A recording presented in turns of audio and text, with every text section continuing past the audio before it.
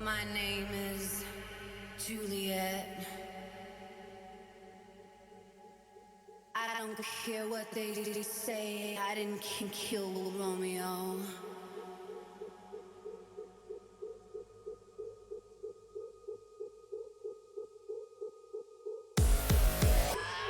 I had the wickedest dream last night. I was walking through a dark hall and I opened up this door and there were all these men playing poker. Poker. They had no time for me. Their eyes were all looking down at their numbers. And I said, stick 'em up, get 'em up, all the way up. Stick 'em up. This is a stick-up.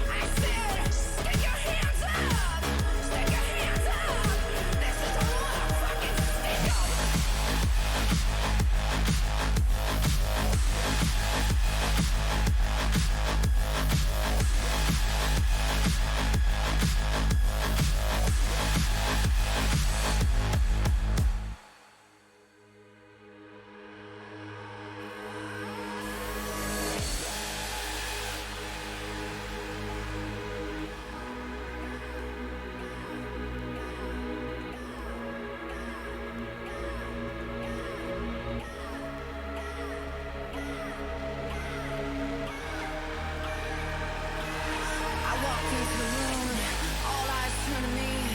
You got money to burn. With your greedy hands and your greedy hearts, babe. You got money to burn, and I'm gonna take it. I want you to shut that door. Nobody's going anywhere. Don't you fucking move. I said don't you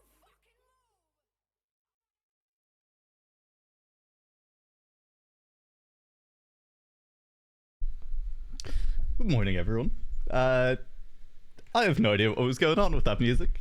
Maybe I should have done a little bit of curating before we got into it, but I didn't, and so we got to listen to whatever that was. If anyone wants the name of the song, hey, just hit me up. I can probably find it again if I need to. Either way, we're here to watch a little bit of Danish TrackMania. As you've noticed, it's only me here today. It's going to be a little bit more of a casual stream. It's going to be a little bit more relaxed. I'm going to be talking to chat a little bit more throughout this, but either way, we should have a good time doing this. There's a lot of very good players playing in this competition.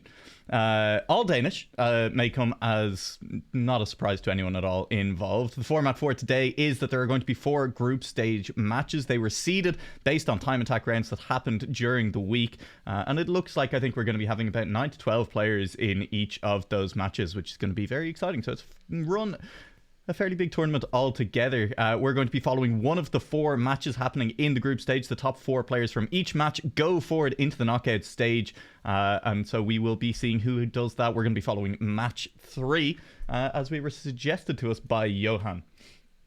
The idea being that this match should be an interesting one because we have some fairly good players. We have Solvagants playing, who's a very exciting player, but this is the first time he's playing in a non-campaign based tournament, so we're looking forward to seeing how he does when the maps aren't built by Nadeo. My guess, probably still fairly well. Hipa is going to be a player to keep our eyes on. Is coming in with the second best position in general after the time attack round, but is playing a drinking game. Despite the fact that it is just cresting midday over in Denmark at the moment, is going to be drinking for every position he finishes. So unless he gets a first, he's drinking an awful lot. And even if he does get a first, he's still going to be drinking a little bit. And then, of course, we have Mikey B, who's a pretty dedicated ice player. This is a multi-style tournament, which means that we have one ice map for these players. Expect to see Mikey B do well there. I don't know what it is about players with an M and a K in their name. Mika, Mikey B, whoever it is. Mika?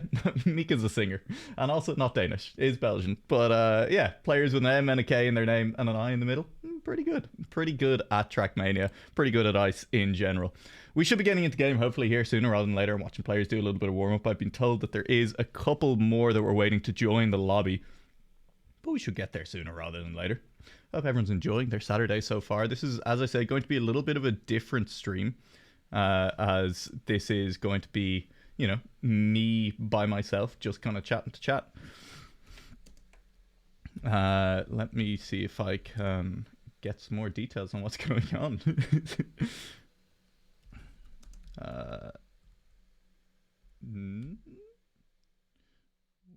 I don't think this is live. All right, resetting in 2 minutes is what I've been told. Which means I get 2 minutes to fill. I get 2 minutes to chat. Maybe we could throw the music back on, start another little bit of a listen party, going to whatever was going on in that one, because I want to find out what happens at the end of this song. Listen to Julia talking about going into a music game and then dying. I'm deeply confused, all right? I don't fully understand what's happening. This gives me a chance to figure out what's going on in game.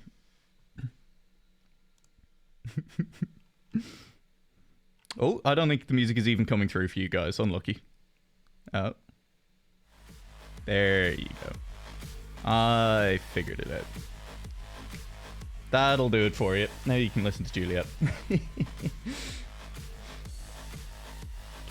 Yeah, we're waiting the last couple of minutes. Players should be getting into game, and then Johan will be kicking us off here with our rounds, our group stage. As I said, it's going to be 5 maps. I don't think I did say that, but I'm saying it now. It's going to be 5 maps. We're going to be playing 5 maps. 4 rounds per map. I definitely had all this info. It's just been a very busy week. And then we're going to be just doing points. It'll be 25 points for first place, 22 points for second place, 20 points for third place, continuing on down the ranks as things go, just like that. And that will work out nicely. So 4 winners will be seeds 1 to 4. Yeah, 4 rounds per map, so 20 rounds total across 5 maps, which is going to be exciting. The styles on those maps are... I had this open. I do have this open. There's a tech map, there's an ice map, there's a mixed map, there's a full speed map, and there is a dirt map. So kind of what you'd expect when someone says the words multi-style tournament to you in general. No plastic, you know, maybe not the worst thing in the world, but is something that occasionally does show up in multi-style tournaments. It does look like we're getting ready to go, so I'm going to load us into the game here. I'm going to turn off the music. Yep, this is why I normally bring a producer along. And oh, look, we're in warm-up. I'm going to turn the audio back on. Oh, yeah. There we go. I figured it out. Looking down the leaderboard of who are our players in this map, we have Whoop, we have Salvagans, we have Mart, Hipa, Oler Nice, Mikey, and Arp. We were expecting maybe a couple more players, but we haven't managed to find them. And if they do show up, they have about 30 more seconds until rounds go live. But we are here. Our first map is going to be Allura. Allura being, and I'm going to pull this up on the side, and if that goes slow for a second, Allura is our tech map. I believe we're going tech, ice, mixed, full speed, dirt in the order that I originally read them out. So we'll see who does manage to get the edge here originally on our tech map. Just giving a little bit of an overview here as we go through. I have to admit, it's been a very busy week for me. I haven't really managed to get a huge look through at what these maps actually look at, but I do know that the platform drift at the end of this map is going to be very important, that it is going to be a couple of tense shifting places as we go through on that one.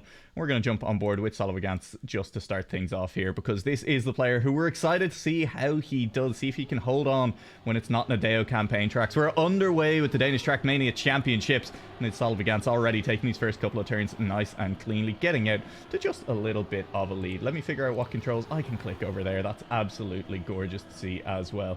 Live rankings, I imagine, will reset after this one. Salavagans with a little bit of a touch will get overtaken by Whoop and Hipa. That drinking and looking safe for a while, but that's a big crash from Hipa. Now it looks like it's two-horse race at the front. Salavagans, though, is a long way back from Whoop. A full second and a half nearly separating them, as Whoop looking strong here on Allura, on our kick, starting it off on this tech map. A little bit of a touch there, but that's the kind of touch that you can get away with on the inside of a turn. Salavagans has gained an awful lot on Whoop through this last couple of sections, coming up towards the back half of the map now on this last couple of turns, this last couple of drifts. See if there is any more time to be gained. It doesn't look like it. There is a risky finish there, but with enough speed, it's easy enough to make, and Salavagans will take a second place, sitting in behind Whoop, sitting in behind is Arpa and Mikey, then losing an awful lot of ground. Hipa not to a great start, as it'll be 6 full sips for him on the drinking game that he is playing, which means that, well, it's probably downhill from here. Don't know if anyone in chat has ever read The Hitchhiker's Guide, but there's a drinking game in that where you have to try and pour a drink into your opponent's glass, which means that whoever starts losing tends to lose an awful lot quicker. I think, unfortunately for Hipa, that could be the story of the day here for them as well, as we'll jump on board with him and see where he is. This time around, off to a much better start. Who knows if he even managed to get a drink down. Maybe he's drinking them all at the end of the map. Maybe I was lied to, but right now he is going fast. It's a battle with Salavagans right up at the top, and they are neck and neck heading through these last turns. Well, I say these last turns, these middle turns off the track. This is where we saw leads made or broken in the last one, and it was Whoop who really had a full second and a half lead at this point. Mostly off mistakes from behind, and this time there's no mistakes from Hipa and Salavagans, as they are all chasing each other through this middle section. This is going to be an incredibly exciting end, as the points did reset. We can see Whoop still sitting in the lead on this one, and right now he's a little bit behind his two opponents, as they will be just through the finish line, and Hipa holds on. Incredibly close between the two of them. They're less than half a tenth of a second as they went across that finish line. Those are the rounds that we came here to see. That's what we're excited for, and that's going to shake up the top of the leaderboard a little bit. A much needed 25 points for Hipa already here in round 2. We'll stay on board with Whoop as we keep on trucking down. Hopefully everything's going all right in terms of the in terms of the stream. I know it's lost a little bit there, as I did tab out for a second. But you know, look, I'm streaming by myself. I don't have a producer. Things are going to go wrong, and I'm relying on you guys to tell me when you can't hear things, when things do go wrong. We're on board with Whoop at the moment. He is once again neck and neck with Salavagans. Where is their competition? Hipa a little bit further back, just a little bit back down the leaderboard altogether. That first round really costing him, but already closing to within 6 points. In these early rounds, well, there's a long way left to go in this competition. Middle part of the map, this platform drift definitely can make or break your round, and Hipa, he takes it pretty cleanly, but he's not going to significantly more speed. Both his opponents crash out in front of him, and Hipa just makes the run to the end here. That'll feel good. Don't fail the risky finish now. He won't. Let's see further back down the leaderboard. Where is Salavagans? It's going to be a bit of a race. It's recovery hours now for these two. Hipa will just be well clear in front, though, and Solvagans beats out Whoop in the middle. Little bit of an incident in the middle of the track there. As the two of them will go flying. Well, if Ipa needed a way back into this map, that is absolutely it. You can see he is now clear at the top of the leaderboard. 64 points in his two opponents. Well, the two people who've really been pushing him so far, Solvagans and Whoop, now down on 60 and 59. ARP getting right back into it as well. And I apologize, of course, I'm definitely butchering names the entire way through, but hey, my Danish is not good, and so my Danish pronunciation is going to be bad as well. Let's jump further back up to the front of the leaderboard, on board with Mart, who is currently in second place, but there goes Solvagans. So much more speed coming out of that drift and setting up a little bit cleaner for this next turn. It looks like I say that, but Mart is managing to hold on. He's just getting a little bit wide, but wide is what you need, taking as much space on the track as you have available. But this is that platform drift where things can be made or broken. Mart, with a little bit awkward, will fall off the outside, and now we'll jump on board with Solvagans as he found it a little bit cleaner. It did feel like Mart was pushing, was taking outside lines that were risky. Solvagans has slightly more speed. Does Whoop have enough to make it? He does just about, and Solvagans will take a second. Heap will take a third. Arpa fourth. Mikey in fifth, and Mart, despite holding on, having second for so much of that, does unfortunately fall a little bit further down. He was holding on to the second, but you gotta say it. Sometimes, you know, it looked like Mart was uncomfortable, right? I mean, and that's no disrespect because there's very good players that he's playing up against, but he was pushing maybe further than he would have liked to try and keep up there. Was really taking very outside lines, was pushing incredibly hard. As we will jump back onto Allura. That doesn't seem correct. We'll get that sorted out sooner rather than later, I'm sure. Johan, are you here? Johan, we're having a problem. I'm sure Whoop would be fine going again as him and Heepa joint on 84 points at the top. If they can continue to extend their lead, I'm sure they'll be fine. Mikey B, as a reminder, is the player that we're keeping our eyes on. We should probably be heading onto an ice map after this one, as far as I understand. Johan's in Twitch chat here, so we'll figure this out. This is fine. It's probably fine. We are heading onto the ice map, as far as I know. So I'm just going... Oh, I've accidentally looked at that. Let me just go and check my notes here. As the ice map is... Well, I mean... Yeah, see, my player notes from Johan said that Mikey is an ice one trick, and so that's the reason to keep an eye out for him on the ice map. I'm going to add that I've just noticed that the ice map was also made by Mikey B. And so I'm going to say, yeah, no, probably it's a good idea to keep eyes on him because he's probably going to be more practiced on this map than most of the other players. Although with that said, there is definitely room for these players to have caught up, that they have had plenty of time for time attack at this point, and so some of them will be pretty good. But beating the ice main on an ice track that he himself built, that's going to be a little bit tough. That's going to make life difficult, as I'm going to... I thought we had Cosdo posting a bracket in chat. He posted the link. But yeah, it's a good clip. We'll post it somewhere afterwards. Nightbot's pretty aggressive about those things. As we will jump onto, not the ice map, we are onto Bloodline by Kaesla. Of course, Kaesla, a mapper that most of you will know from Waypoint, and we're looking forward to seeing a very good map here indeed. This is, of course, I'm going to say it without looking at my notes, probably the dirt map. I'm going to guess that this is the dirt map, but I could be wrong. This could in fact be the mixed map. Let me tell you now, it's the mixed map, and now don't I look like a fool. Solvagans takes us through a run on this. Will show us what it looks like. You know, if I'd held off just a brief couple of seconds, this is the most clearly mixed map I've ever seen in my life, and I could have avoided sounding like an idiot, but that's how it goes. That's how it be, as Solvagans will continue on around the track, and I'll just sit here wallowing in my ignorance.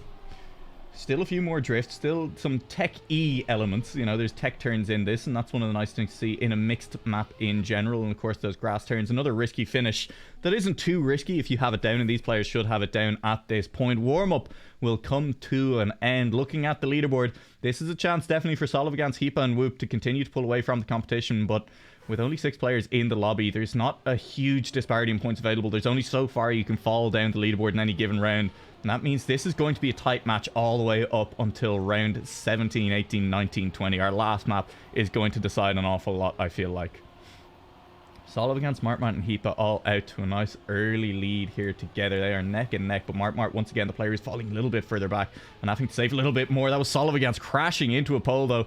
And I said Martmart was safing a little bit more. Solid against probably wishing that he had been safing just that little bit extra as well. Heepa has the lines, has the speed, but so does Whoop. Comes flying from back of frame, overtaking Martmart in that turn, and is now just holding on to the second place. Those turns, though, they have equalized the speed, and they will equalize it further as we get towards the end. Last couple of turns, Whoop cleaner through them. Martmart may just about snipe him at the finish line, will do so, managing to hold his line over the grass, and that's exactly what you want to do. If you can't get the rest of the track right, get the finish right. Martmart with a snipe on the finish line for second place. Mikey B is languishing a little bit down in fifth place. Martmart was doing so well. And ARPA just down a few crashes, I think is pretty clear from that one, that there was more than one, resulting in the 103 there. But that will shake up our leaderboard once again. Heepa managing to pull away from Whoop. Solivagant's dropping a little bit further down, and Martmart climbing back up to within touching distance of ARP. As a reminder, our top 4 players going through to the knockout stage. So top 3, it's relevant, but it's not all that relevant, as there were a few early crashes there. Very, very early crash indeed, but Martmart so far managing to keep things clean, and keeping things clean is so important as a skill in knockout. Whoop is on board, is alongside. We'll just jump on board. I was going to say jump on board with Whoop while he's behind Martmart, but nope, he has overtaken Martmart. We saw this exact thing happen in our previous round as well, though. We saw Whoop make the overtake, and we saw Martmart come roaring back at the end of the track. This time it may not be at the end, it may be in the middle, as Martmart is on the back wheels of Whoop, is putting pressure on, and you'll hear that car directly behind you, as long as you have cars turned on. This time Martmart with a mistake. Will anyone manage to overtake him? Will there be a snipe from behind at the finish line? Will be forced to go for the slow one, and Martmart will lose out to Mikey B at the very end. Incredibly close, 7/10 in it, forced to take the slower finish after losing speed. And here comes ARPA once again, finishing a little bit behind the rest of the pack. Not a track that he favors for sure. But Solvagant's on Whoop, and Heepa continuing to climb up the top of the leaderboard. I have to say, at this point, halfway through track 2, those have to be your favorites for the podium positions in our match 3 here of the group stage. But ARP and Martmart, that is the battle right now. And Mikey B is still only 4 points away from him. ARP can't really afford to continue to come 6th in every single round here. But it's not the end of the world. There's really only 1-2 points difference there. That was Heepa making the crash out, and that means more points up for grab. The points do get bigger the further you get up the table. Of course, that goes without saying, but the gaps between them get bigger as well. A first place, 3 points clear a second. That is relevant right now, because 3 points is basically all that separates anyone in any of these positions. Martmart is chasing down Whoop, is chasing down Solivagants. We've seen one very good finish from Martmart. We've seen one relatively poor finish from him as well, as he crashed just before it and was forced into the slower zone. Let's keep an eye on board. Where's Heepa gone back to? We're going to say up the front, it's probably Whoop and Solivagants. They're probably in that order. Martmart will just about make it through as well. Heepa will take the 4th place as well. And just a nice clean round from the rest of them. Once again, ARPA is going to drop to the very bottom of the leaderboard. Once again, it'll be a +1 minute time for him, as it's a little bit rough. Definitely not the map that he's been favoring on this one, but he is still just about holding on to that 4th place. He will be tying. No, he'll drop behind Martmart after that one. Will he drop behind Mikey? I don't quite think so, as it's very, very close indeed. He is still ahead of Mikey, but the points are starting to balloon away at the top there at the moment. Solvagants, Whoop, and Heepa. We said it. They're pretty clear at the top 3. Martmart, ARPA, and Mikey. They're having a battle, and it's definitely between Martmart and ARPA to see who comes out of this map in that 4th position, as we're still only on map 2. Still 3 maps to go after this one. Still plenty of time for things to change in the back half. Heepa and Solivagants, these top battles are so important. Heepa's made a mistake for a 2nd round in a row, and he is now in danger of losing touch with the battle for the top 2 a little bit, maybe dropping back into Martmart's clutches, as there goes one of his rivals. Whoop will drop a little bit further back as well. And let's jump on board with ARPA, see how he's doing on this round. May climb out of 6th place, but Heepa comes roaring back so fast through this middle section of the track, and ARPA's outside to outside. Will drop all the way back. Heepa is trying to catch up with Martmart. Won't do so, just about has the speed to get across that line. Will take a 3rd place as Whoop is so far back. ARPA holds on to his 4th.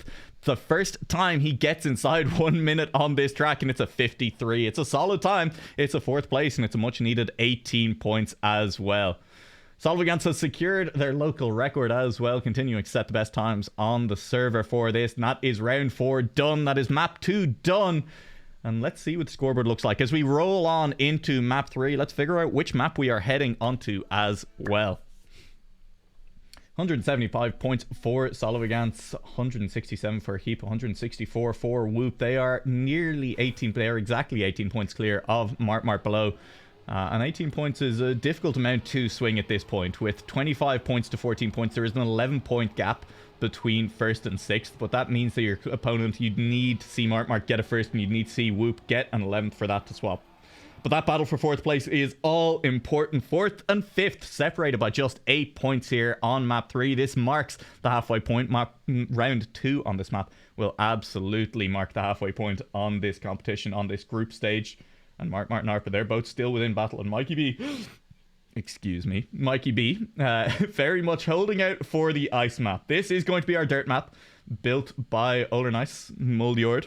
As we look forward to seeing how this one goes, just give me a half second here. I know the frames are dropping a little bit. The last 2 turns here are very difficult, so expect some position changes at and after the final uphill right turn, as there's a very hard fourth gear. Oldernice, if that's incorrect, well, blame Johan. He gave me the notes. It's definitely not my fault for not playing the maps an awful lot more.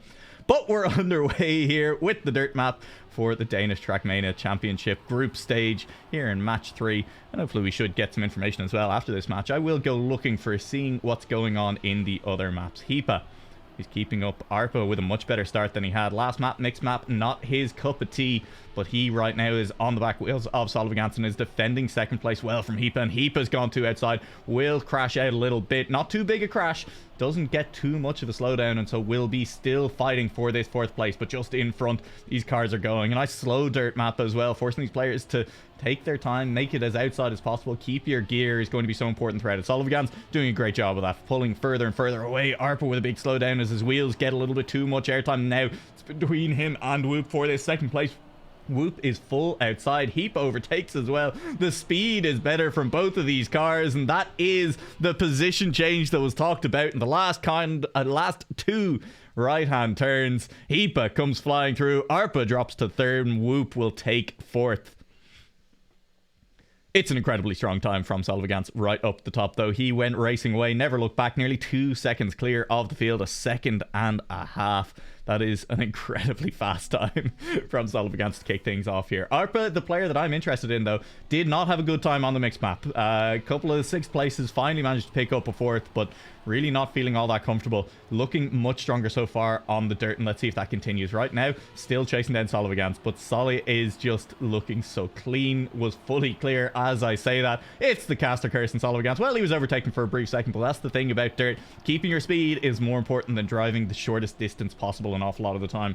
And right now, Solivigance, the player who can keep his speed. That's a crash out for Arpa. It's not a full crash out. He will hold on to the 4th place, and he is still in this race, but shaken, rattled, not having the line for the next turn, will not make that. So let's jump a little bit further up the field and see if Mart can chase down either of these players. This time, Heepa is keeping an awful lot closer to Solly. Will maybe manage to get back into this race a little bit as Heepa takes that outside turn so wide, and that is what allowed him to catch up to the 2 players in front last time. Will he manage to catch up to Solly this time? Will not quite get there, as behind the Mart does take 3rd, Arpa 4th, Mikey in 5th, and Whoop will drop into 6th place. Maybe that's a little bit dangerous. Maybe we start to see Mart gaining a little bit on him as well. But I think what we've picked up from these first 2 rounds is that you do have to be a little bit careful. You need a gap in front of Heepa in those last couple of turns if you want to make sure that you're keeping him behind you, because he has been incredibly quick. Gained 2 places on the first round. Nearly caught Solly on that round as well. And if the rest of his map is cleaned up as well, he's going to be an absolute threat to Solly's dominance at the top of this map. Not quite 54-1 on that round for Solly, but he is continuing to stretch his lead at the top of this leaderboard. He is now 14 points clear of Heepa, who needs another couple of good rounds to maybe try and close that gap. But of course, the top 4 will go through. Seeding is on the line for those knockout rounds as well, though. Very important that you do the best you can in this group stage. That's going to be very wide for Heepa. He manages to hold on, though. We're going to just continue on board with him because, again, I've said it. I'm looking forward to seeing how these last couple of turns go for Heepa. He's been so quick the last couple of times, and he's already gaining. He's in a threatening position. Mart's going a little bit slow. Arpa maybe a little bit slow. Heepa's so wide. Whoop. He's maybe at risk as well. Arpa is just about managing to stay in front. Mart crashed out on the final couple of turns, and Solly crashed out at the very front. He was so far in front, I didn't even see it happen. That's a big miss for Solly. That's a swing of 11 points from first down to sixth. And will those end up being relevant for his seeding later on? I think definitely if there is a round, then you have to, if there is a change in points, if Solly does end up coming second instead of taking that first place seeding, maybe we'll look back to this round. Maybe we'll keep in the back of our heads. Big point swing there. And right now, the battle for fourth place, well, it couldn't be any closer at all. Arpa and Mart, they are tied fourth and fifth. And this is going to be the important one for this round. Who comes out ahead at the halfway mark as we head onto map 4? Who manages to keep a little bit in front in that battle to get to the knockout stage? Right now, Mart looking in good position to do it. Mikey B is also up here. Not out of it just yet. We're expecting big things from him on the ice map and maybe a claw back into that fight for the fourth place. But right now, Mart is the player who looks to be taking fourth. We're going to see how far ahead he can get. Arpa's a long way back on this race at the moment. He's a full 2 seconds almost behind the leader. But, well, so is almost everyone. Solvigance, that's not very clean towards the last couple of turns. But is it clean enough? I think he's kept enough speed. Will just about make it into the finish. Mart will take third. Whoop with a second. Heepa in fourth. Mikey B all the way down in fifth. And Arpa with a sixth place. That'll drop him a little bit behind Mart in this race for fourth as we head towards map 4.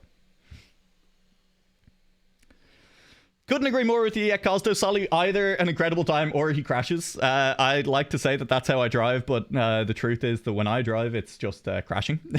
So I think, I'm sure a few people can kind of commiserate with that. A few people understand that driving style in general. But yeah, no, definitely. You just crash out more often than you actually get the good times. But hey, not all that relevant. I believe we are onto what looks to me like the ice map. I was going to say this doesn't look like full speed to me. It didn't look like ice until the ice arrived. And this is where Mikey B, if he wants a chance to snipe this fourth place, needs to earn his bread. This is where he needs to pick up a couple of first places and really put the pressure back on Mart and Arpa to perform on our final map of this group stage, as we will be heading to full speed for that final one, and that's going to be exciting. I'm going to let you guys know now that full speed, not my best casting style. It's very hard to keep track of exactly how badly people are going. It's very hard to keep track of where people are, and I'm not an incredible full speed driver, so I'm going to be missing some of the tricks that they managed to do to actually keep going fast. But ice, hey, incredibly easy to see how things go, incredibly easy to see where things are going.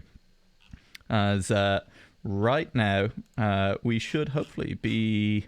I was going to say we'll manage to figure out how people are going over in the other matches. Not quite at the moment we managed to see that, and so we'll just stick with it here. Night L by Mikey B, the ice map. But you know what? I'm going to jump on board with the man himself. I've said it. This is where he needs to earn it. This is where he needs to prove that he can challenge for this fourth place position. First couple of turns, we're not going to see much separation. These first couple of ice turns are great, and that's a jump that's going to be awkward. You can see Heepa crashed out a little bit there. You can see Whoop is still under pressure. Him and Mikey are the two players keeping it the cleanest, and Mikey, well, as you'd expect from the mapper, from the Ice 1 trick, is managing to keep the pressure on, is staying cleanly in it, and he looks an awful lot cleaner through those two turns indeed. I'm going to jump on board with Whoop, and we'll see if he can keep this pressure on Mikey. Behind him, Heepa is holding on to third, but they are a full second adrift from these top two right now. Whoop definitely has put the time in to try and challenge Mikey on this map, but that's going to be the crash. No, not quite.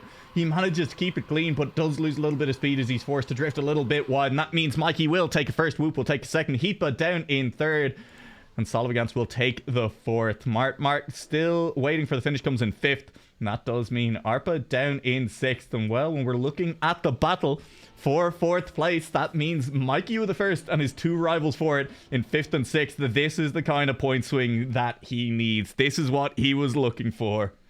It's going to be a little bit tough. Definitely going to be a little bit tough. Definitely didn't make the mistake of using an unrespawnable full speed map. Things we love to hear. Don't crash. It will go poorly for you on the full speed map. Just makes the stakes all that much higher at the end of our group stage. On board with Solly as we follow him around these ice turns. There is something very satisfying about a full ice turn that works out properly. Heepa's crashed already. It looks like maybe Mart or Arpa did as well. Maybe both of them.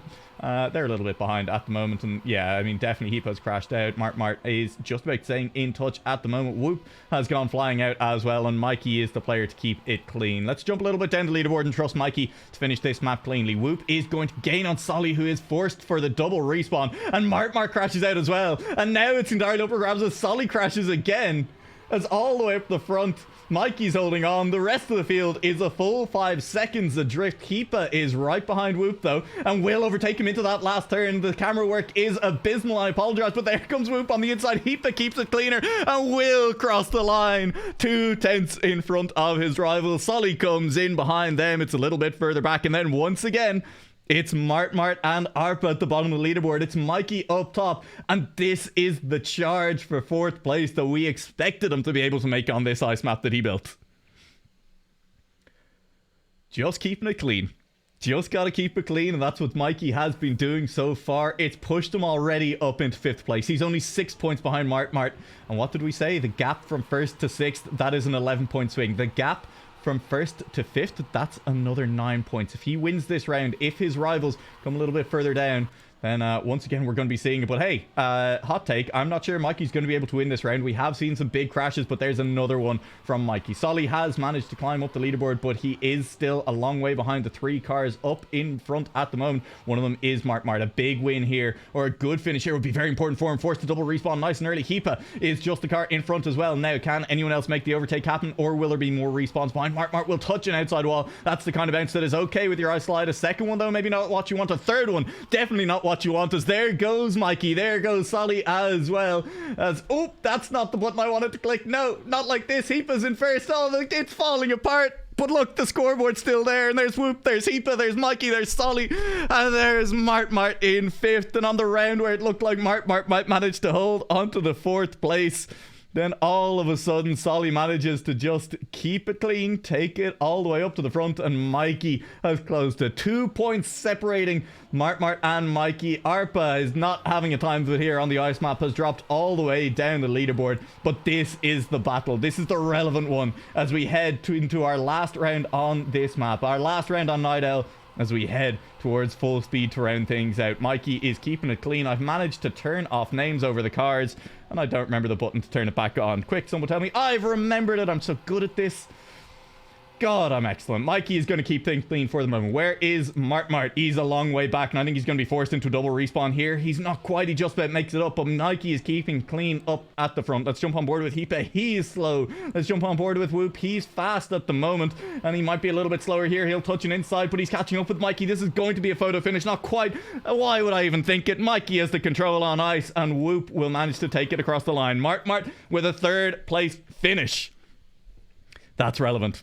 That is relevant, as that is a very big round for Mart to do that well on. It's still a 5-point swing, but that means there is only 3 points between Mart and Mikey as we head into our final map.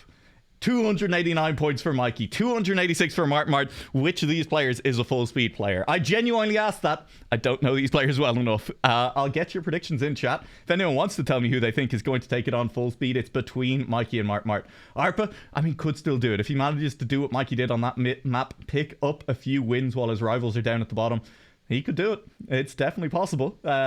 But it's going to be a tall order. He is 26 points adrift. Sorry, I say 26. He's 46 points adrift. I think he might mathematically have been eliminated. It's going to be awfully difficult. It's going to be awfully difficult if Arpa wants to try and catch back up here. But, I mean, this Mikey Mart battle, it's a fun one. It's a fun one. Looking forward to seeing how it goes. We load onto our final map. A little bit of full speed. And yeah, no, looking at it there, I can confirm that's a full speed map. That is definitely a full speed map. It's Trippin' by Aethel featuring Bluetig. And we'll see how this one goes for our players. Let's stay on board with Mart for this warm-up. See how he's feeling on full speed. So far, car going fast. So far, so good. He's definitely doing it. He's got skid marks out behind his car. If I know anything, I know that means that maybe he's going fast. Because I am an excellent full speed commentator and I definitely know what's going on. To me, these look like speed drifts. You know, you can confirm or deny in chat if I'm right. That's a crash though. I may not know a lot about full speed, but I do know that was a crash, and I do know that that's going to cost you an awful lot of time in rounds. We have been warned that a couple of these checkpoints may not be double respawnable as well, so we will hopefully not be seeing too many double respawns out from these players, as we'll follow through with Mart here in our last 10 seconds of warm-up as well. Keeping it fast, keeping it clean. It's a nice full speed track, honestly. It looks fun to play, nice and twisty, and keeping things a little bit all over the place, but definitely one where you will have wanted to play it before, as you're going to continue. Can we permaban anyone? Listen, I don't think there's any mods here, and if I take my hands off this keyboard, then there's going to be an awful lot of frame drop. None of you guys want that, and right now the action is intense, and Mart has an early little bit of a crash. It's going to be a struggle for him from here on out. As we have completely lost our scoreboard, that's going to make life just a little bit more difficult as well in terms of actually swapping between cars. But let's jump on board with, I don't know, let's say Mikey. Where's Mikey? He's slightly further up the leaderboard. No, I tell a lie. He's actually all the way behind Mart. He's a long way down the leaderboard instead. And that means that we're going to jump on board with Heepa. This is the battle for first place right now on this map. Heepa and Solly are so close together. Solly with a slightly wider line keeps it high. And that means he's more speed as he comes through the rest of this. He is just about keeping his speed higher over Heepa and keeping the car in front as they head through these last couple of turns. I say last couple of turns, that was the last turn, and Solly will hold it. Whoop, comes flying out of nowhere and puts pressure on Heepa, but down at the bottom, that's where things are relevant. Mart holds on for fourth place. Arpa crashed out at some point. Now the question is, can Mike even get a finish? He might not, I tell you. And that's going to be a problem for Mikey, as they were 3 points separated going into it. He needs to at least get a finish. There's still space to come one place behind Mart here. He'll do it. That means there is 1 point separating these two players. The points appear to have reset. Luckily, we have stream evidence of exactly what they were up until this point. And the main thing is that we know that Mikey was 3 points in front of Mart. We know that Mikey was 3 points in front of Mart, and that means that there is currently 1 point separating. Currently, Mikey is 1 point behind Mart. 1 point in front of Mart, I should say. And the rest of them are going to be fine. Like, honestly, that's all that matters right now. Chat, I'm enlisting you. Help me with the maths. We gotta keep it relevant here. It is plus 1 point for Mikey over Mart right now. And that's all that matters. Because I don't think they're catching our top three. I don't think Arpa is catching up with them. Mart is behind Mikey right now, and this could be Mikey getting a little bit further away again. It looks like the top three players are keeping in front. That was a crash out from Mikey right when he had the lead, right when he needed it. He has crashed all the way out, and so we'll stay on board with Mart. Can Mart keep it clean between here and the finish line? That's all he needs to do, and he will have overtaken Mikey. Mikey still looking for 5th place. Arpa, I believe, has left the server, and that's going to make it an awful lot easier to keep that position in 5th place. That will be Mart finishing. Now Mikey just needs to get a finish, and we will still have 1 point separating these two players. We'll still have 1 point separating these two players, but Mikey doesn't get a finish. He doesn't get a finish. And that means that the maths all of a sudden gets an awful lot harder, as that was a 4th place finish for Mart. That means Mart with another 18 points. That means that he is now a full 17 points clear of Mikey B. He's a full 17 points clear of Mikey B, and now Mikey has it all to do. I think, honestly, that may have cost him his position in the knockout stages, because you're relying on Mart not getting a finish at this point. But he might not get a finish. Hold on. He's crashed out. And now it's a race to the finish. If one more crash happens, he may not have the time to make it to the end after the first place crosses the line. Keep an eye. It's been Solly twice in a row, and it's a race for Solly to get to this finish, to try and keep Mikey B in this competition by denying Mart a finish. But it's keeping it clean for Mart right now. He's managing to hold his lines. He's managing to not catch his wheels on anything. And if he doesn't crash out again, he should be there. He crashes out again. He's crashed out again, and all of a sudden Mart's in trouble. Arpa is there. He's looking for a finish as well. The first car is across the line. 27 seconds for Mart to get to the finish. He should still have plenty of time. He does still have plenty of time. He will still get to the finish line, and Mikey B crashed out somewhere along the line as well. And that means that Mart does get there in front of him, and it does mean that the lead will hold. It was 17 points. It'll be all the way up to a total of 35 points difference between the two players now. And there is literally no way. Our top four locked in. Solvigans, Whoop, Heepa, and Mart will be the players from this match heading into the knockout stage. Congratulations to them. And Mart holding his nerve on full speed. Mikey made the comeback happen on ice. He made it interesting, but just couldn't quite hold the lines when it came down to it on the full speed map. And hey, no shame in that. It's a very difficult style and very difficult, very unusual, especially compared to ice, Mikey B's preferred home. You can understand why maybe it wasn't for him on this one. Let's jump on board with Solly and Heepa, as these two have been neck and neck the entire way through this map, but Solly's come out every single time a little bit on top. A full 75 points from a possible 75 here on Trippin so far. And can he continue to keep it clean towards the end? Or will Heepa finally manage to snipe it away, deny him a couple of those final points? Solly is looking clean, but Heepa's looking cleaner, and it will not be the clean sweep for Solly on the final map. Heepa will take 25 in the final round. But still, a massive 97 points out of a possible 100 for Solly on the final map, and that is a nice little statement. The question coming in was, how will Solly do on a map when it is not a campaign map, when he's running in a tournament where he has to learn maps outside those ones? The answer so far, pretty well. He's done pretty well. He's looked fairly dominant on a few of these maps, and on the full speed, he's looked clean indeed. That's Arp crashing one more time out. That's unfortunate. Could have been a finish right at the end there. Arg is right, as that will be the end of match 3. Once again, the 3 players going through: Solvigants, Whoop, Mart, and Heepa. Not in that order, because, hey, I don't know exactly what the points were at the end, and so we just threw Heepa at the end for really no reason. And you know what? We're going to cut back briefly to my face as we figure out what things are going on for the next round. We may even, bear me out here, cut to a quick break. You're welcome for the cast, Mikey.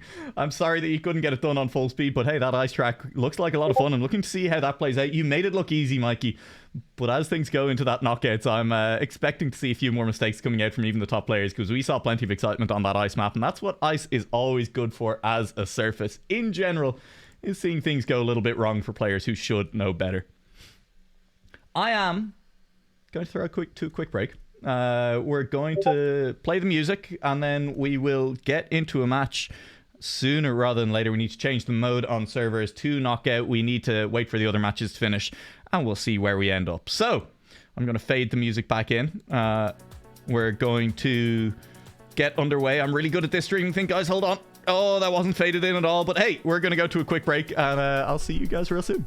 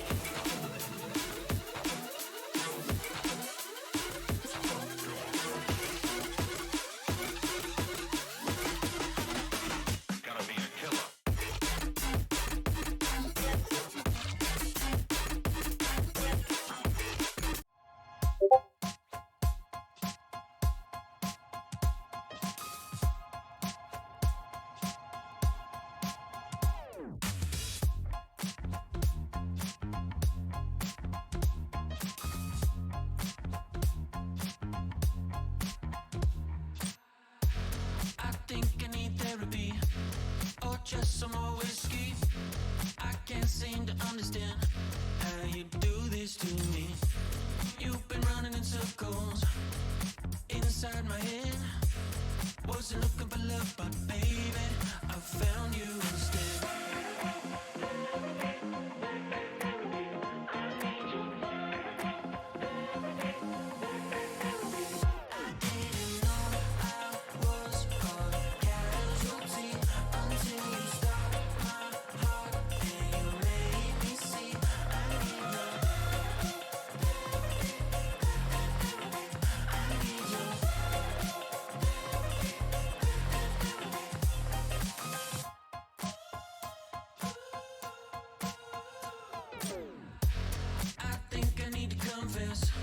Saw you in the red dress. I can't seem to understand how you got all that finesse. Still been running in circles inside my head. Wasn't looking for love, but baby, I found you instead.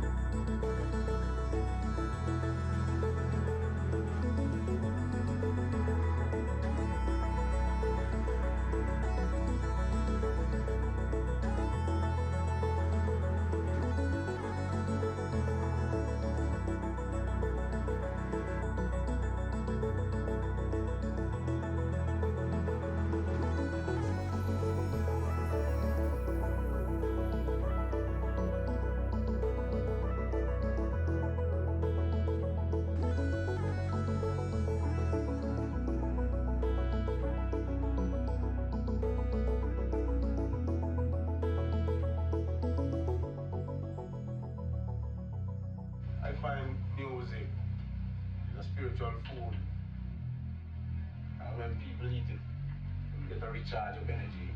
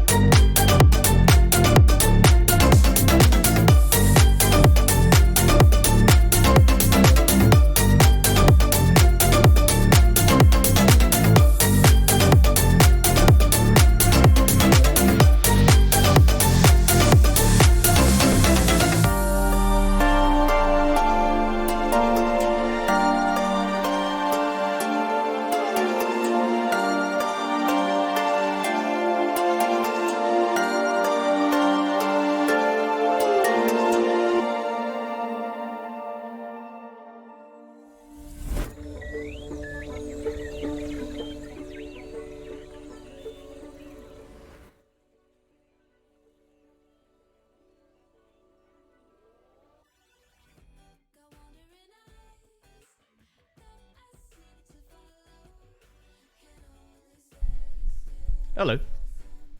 It's me again. Look, I'm back on screen. I hope we all enjoyed our break. What a lovely time that was.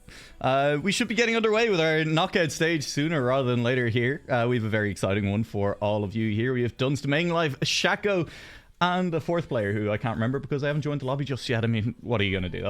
That can't be on me as I attempt to join spectator mode there as well. Yep, I've done it. Right now I'm sitting on 100 points. Yeah, it was an interesting break, wasn't it? We had a good time. It was good fun. It was nice. We got there in the end. Dirty Duck is our fourth player in this knockout stage. We're going to be playing a little bit of reverse cup mode. For those of you who know how it works, hey, I'm tune out a little bit for a little bit, listen to the music in the background, have a good time. But for those of you who don't know how it works, it does mean that our players are going to be starting on 100 points each, and then you lose points based on where you finish. So you lose less points at the top, so it's -2 for a first place finish, -5 for a second, -7 for a third place finish, and -7 points if you come in last place. And then, of course, it is going to be whichever players lose all their points first gets knocked out. It's like, I don't know, what's a card? It's like playing a game of Snap. We all know how to play Snap, right? And you don't want to lose all your cards. That's exactly what this is. Reverse Cup mode is just TrackMania Snap. Don't lose all your cards, don't lose all your points, and we'll see which of these players do. We're underway with our warm-up on the first map. We're going to be kicking things off. It looks like with Bloodline here. Should be an awful lot of fun. And then the top two players will move through into the next round. I believe we're doing double elimination. These are things I should definitely know. Johan's probably floating around somewhere, and he can almost definitely confirm that or deny it, and then I'll look like a fool. But it won't be the first time this stream, and it definitely won't be the last.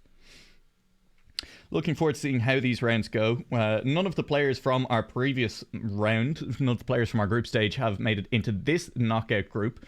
Unless I'm being a fool. No, I'm not. I'm absolutely right. But still plenty of good players in general on this one. Should be an awful lot of fun. And I hope they're saying polite things in Danish in chat, because I have no way to confirm or deny it other than Danish people in chat. Little bit of good luck coming out in chat. Round one is going to be underway. As a reminder, all these players on 100 points. This round is fast forwarded. Every remaining player is now a finalist. That doesn't sound right. That definitely doesn't sound right. So we'll see how things actually go then. Are we live? Well, it's a good question, but we'll figure it out. I may not speak Danish, but I can figure out that the first message of Megan's message there was not a polite one, as we will try and follow, let's say Dirty Duck, let's say Dunst, let's say it doesn't want to work. And so this is the angle that we've gotten. This is the angle that you're all going to have to be happy with. Free cam. There we go. We're on board with Dunst. Playing for the club, I believe that's Aztec. No, I'm joking. Of course it is Aztec. So, look, I was told to get the meme out of the way early on. Well, that's not exactly what I was told. I was told maybe don't make the meme, but I've done it now and none of you can stop me and you can't take it back. Dunst is out in front. We're not entirely sure if this is live, but let's treat it like it's live at the moment. And at the moment, it is Dirty Duck who is sitting a little bit further down the leaderboard. It's Shaco in second, Main Life in third, and it's a nice first place finish for Dunst. That'll be a -2 points, -2, -5, -7, and -10. So it's a little bit more punishing to come in that last place for sure. Losing 10% of your starting points altogether. That'll be Dirty Duck doing that in the first round. Let's keep an eye at the live rankings. Let's see if that does happen. Dirty Duck takes fourth place, eliminated. That's... No, that's not live. Nope, we're fine. And so I didn't technically cast the warm-up round as... No, it's fine. It's fine. Yeah, we'll get things sorted. We'll get this map properly underway. Right now, Dirty Duck just gets to sit out. He'll maybe get to learn some better lines from the players still in it here, as maybe he needs it. All or Nice is going to join and help us sort this one out and actually get things going for us.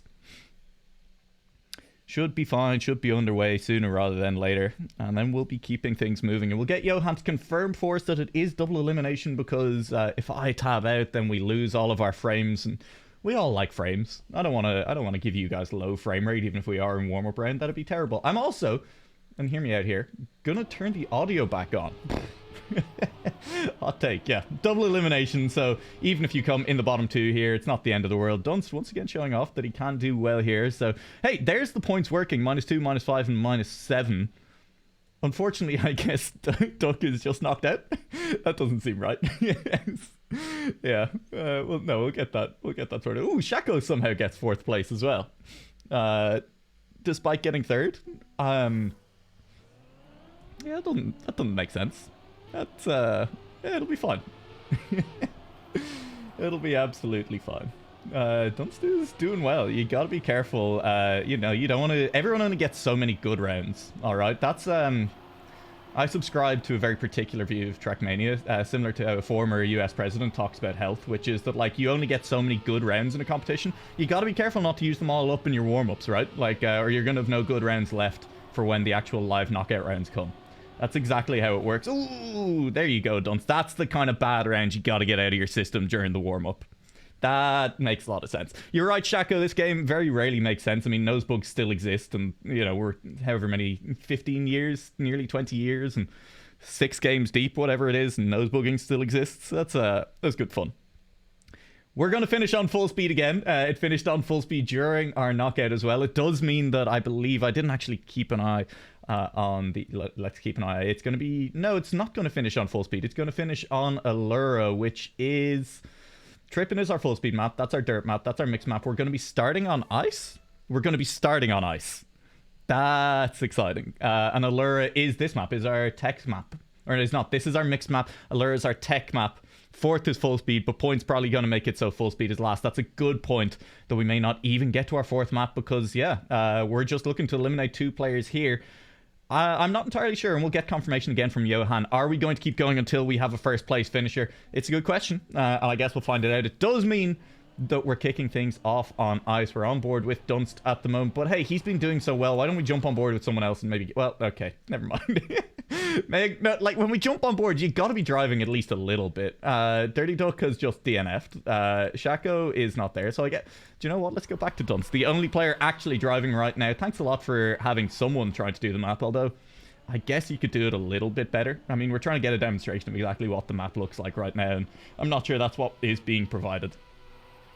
What we do love on this map, and I love on this map, is the jumps. And this one in particular, we've seen a couple of things. And listen, I cast an awful lot of mini RPG. And I think that jump in particular highlights one of the skills that I love in mini RPG, which is knowing when to go for the double respawn. I can start pronouncing the E. I didn't get a pronunciation guide. It's Dunsta. Dunsta. All right, I got it now. We're on our way into warm-up. Warm-up 2 of 1. Yeah, no, that makes sense. Shaco continues to be proven right that, yeah, no, the game doesn't really make sense an awful lot of the time. But to continue the point I was making, what I love about that jump in the middle is that there are times where we've seen players go into with not enough speed, and knowing when to double respawn and just having the ability to pull the trigger on that is a legitimate skill in knockout rounds, or when you're trying to fight in a rounds format. Knowing when you don't have the speed, when you're compromised on your lines and you need to go for the double respawn, is legitimately difficult. And there's Dunstan. That time he just about made it. That was well calculated, but there are times when you're a little bit slower, as we do see Asatek Dunsta going through here. And yeah, no, feel free to let me know how much I nailed the pronunciation of those there, or as we like to call them outside of Denmark, Aztec Dunst. Making his way across the finish line. It is the warm-up over. We're going to be getting into our live rounds any second now, and it is going to be every player starting on 100 points. It is going to be -2 for first place. It's going to be -5 for second, -7 for third, and -10 for fourth. Don't lose all your points or you will be dropping down into that lower bracket. We're on board with Dunsta, and it is Shaco, Dirty Duck, and Ming also in the map, also in the lobby, also fighting for that top 2 on this one. It's a good first ice slide from all 3 of our players, but it's from here on out that things start to get a little bit more difficult. Shaco losing out. Dunsta keeps it clean, gets a nose touch on the outside, and that leads into an ass touch on the outside, and that's a little bit rough for the Ace Tech player right there. Ming is fighting back into it. Shaco and Dirty Duck flying out to the lead. Let's sit at the back for a little while longer, as it will be Dunsta getting a little bit stuck on these walls. And now here's the question: does he have enough speed to make it, or is he going to go for the double respawn? I'm not convinced he has enough speed. He thinks he does. He does. And that just shows what I get for doubting. Let's jump up to the front of it a little bit as well. Dirty Duck managing to get away from Shaco, and I believe with not enough turns left, I don't know if Shaco is going to manage to catch up at this point. Will not. Dirty Duck takes a first. Shaco takes a second. It was going to be Menglife looking for the third. Will take it in the end. And that means Dunsta with -10 in round 1. 10% of your points wiped out in a single round. That is a tough way to go. And that's a very tough way to go indeed. Dirty Duck setting a very good time of 48.3 on that round, and only dropping down to 98 points.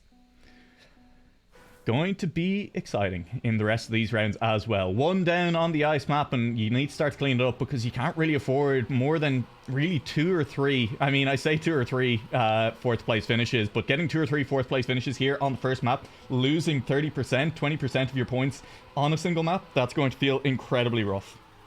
Main Life getting that touch on the inside, but that's fine. This is ice. You don't lose that much speed from a wheel touch on the inside. An ass touch on the outside, that's not going to feel great.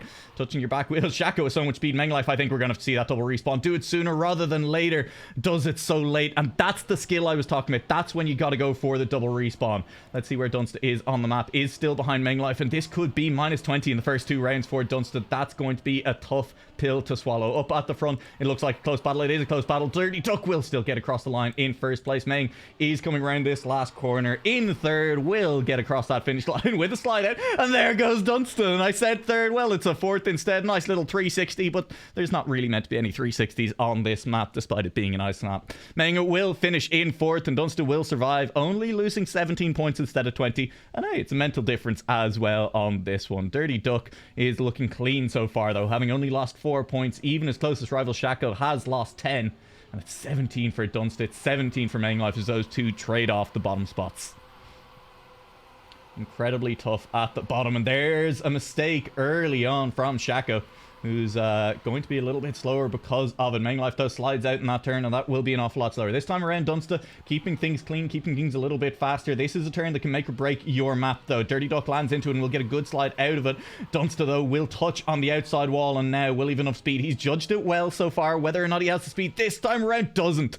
And that's again, you go for the double respawn a little bit earlier, won't matter. There's a little bit of lag, and that'll be yep flag with the lag as well for Dunster. Shaco manages to make the overtake happen and is going to chase on down as Dirty Duck is a long way back. Let's jump back on board with Dunster. I don't know why I swapped off him, and you can't question it. Dirty Duck has already finished. Dunster is looking to take it. One good ice slide around the outside here could maybe gain him back, but he will touch on the inside. Now you just have to hope that you don't get overtaken on the line. A little bit of reversing.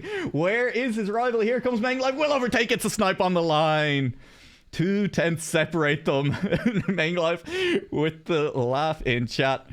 That's yeah, fair enough. Dunster just sliding out a little bit too hard on that last turn, and that's costly. That is an extra 3 points, and it's 3 points he can ill afford to lose. That's a 6-point swing between the two, and that is the difference between Dunster being on 76 and Main Life being on 73. It's reversed instead because of that last turn slide out. Ice is an exciting surface. Whatever else you can say about it, difficult to drive, hard for new players to learn. It is an exciting surface for rounds indeed. Main Life touches on the outside, and he's going to have to do a little bit of recovery as Shaco is still a long way back, whereas he, well, lost in the sauce. Dunster though has gone flying through. Dirty Duck still out to a lead, has won every single round so far, every single one being all 3 of them, and looks on track to win a 4th. Sets him up very nicely for the back half of this competition. I say back half, we're still only 1 track in. Dunster though could still catch him with a good ice slide on the end. Dirty Duck is not as lined up as he'd nice to be, but recovered really well from a little bit of an awkward landing, and Dunster does it. It's a fight at the back. Those 2 players look to be spinning out. Shaco looks like he will get across that line in third, and here comes Meng looking to get across the line as well. It will be a 4th place. It'll be a -10. And Main Life and Dunster, the 2 big losers here on ice, but they're still within touching distance. Look, it's still only map 1. Dirty Duck, though, a clear winner. 14 points clear of anyone else. Can lose a couple of rounds and will still be feeling okay. That was fun map 1, as we'll continue to make fun of Dunster's club name. Continue to make fun of it in general. But hey, at least we've got the E in there now. We've all got it out. I've got it out of my system. Chat, you can continue to do whatever you want trying to get out of your system. As we should see this. This should be the recovery map now for Dunster. He has the local record. He is quick on our bloodline here. He is quick on Casel's map. Again, very good mapper. Very fun map. Little bit of multi-style here, as the Irish call it. But it should be an exciting one to see, and it is really a point where now Dunster needs to fight back, and it's something that I like to talk about, is that kind of mental game in TrackMania a little bit. But, you know, Dunster, this is a map that he should be maybe a little bit favoured on, but he's just come off the back of a fairly rough performance on the ice map. He managed to clean it up at the end, and he does come in 3rd place rather than 4th place, as Main Life had a couple of bad rounds in the back half there. But Dunster needs to perform now. And if he's going to do it, well, having that extra pressure on, it's not great. And the order of maps can make such a big difference to how a match actually plays out in the end. which is exciting. And I'm hoping we get to see Ice Map tomorrow as one of the last maps, because that's going to be an exciting finish if we do get it in any of those knockout stages. Coming to the end of our warm-up here, we will see how this map does end up playing out. And of course, I'll remind you that Janick is going to be streaming the matches tomorrow, so make sure you jump on over to his stream. Make sure you catch all of that. It's going to be an awful lot of fun seeing how this competition does play out, and, well, we'll see how it does go for them. On board with Shaco. Dunsta already gets, a half a car length lead, but that means nothing in TrackMania as, well, there's no jostling for position on those lines. There's no way to shove your opponents wide. You just got to be faster. And right now, Dirty Duck comes out a little bit faster through it, but Dunsta keeping it clean on the dirt, takes it very wide. That is as full outside as you can go without putting your car in the wall. And Dunsta managing to keep it. Shaco's gone so close to that wall a couple of times now. It hasn't even really gained him anything. Full risk, and for what? I'll tell you what, right now looks like a third place. They're coming through the last few turns on this one. The full turnaround to go back onto dirt. Dirty Duck has made a little bit of a mistake, and Shaco climbs up into second place. Is managing to keep the car out of the wall. Consistency is king. Dunsta through the tech. Last few turns over that dirt. We've seen this grass catch a couple of people out, and here comes Meng. He has speed. He will take Shaco. It looks like the snipe on the line, and Shaco crashes. And Shaco's full crash, but there isn't a finish yet for the car behind him. This is a jump across into the safe finish, and the safe finish crashes as well. And that'll be a fourth place finish for Shaco. 2 seconds behind Dirty Duck, but that's a little bit unfair 2-second difference there, as he was sitting so cleanly in second right up until the end, but misjudged how much speed he had. Dirty Duck continuing to look strong, but not as strong as he did up until this point, and it is so close. The battle for second alive and well here on map 2. Shaco this time, will he manage to make it across the line? Will he manage to actually get a clean finish? Well, we'll wait and see. Still a lot of map to go before that point, as Dunsta is still looking to make his fight back. It was a good start to it on that last round, but can he continue to pull off those kind of performances as we go through Bloodline here? Shaco in third place. Menglife sitting behind him. He's not that far behind. 3/10. Anything can change. Anything can happen. There's plenty of map left to go. Multi-style, that constant change surface to surface, can catch players out regularly. Dunsta's been caught out by one of our transitions there, and now Dirty Duck is the player chasing. Let's jump on board. Menglife is managing to overtake Dunsta as well. Now this finish this time around. Who can get across that line? Menglife might be a little bit slow. He's not. And so it'll be Dirty Duck, it'll be Shaco, Menglife, followed by Dunsta.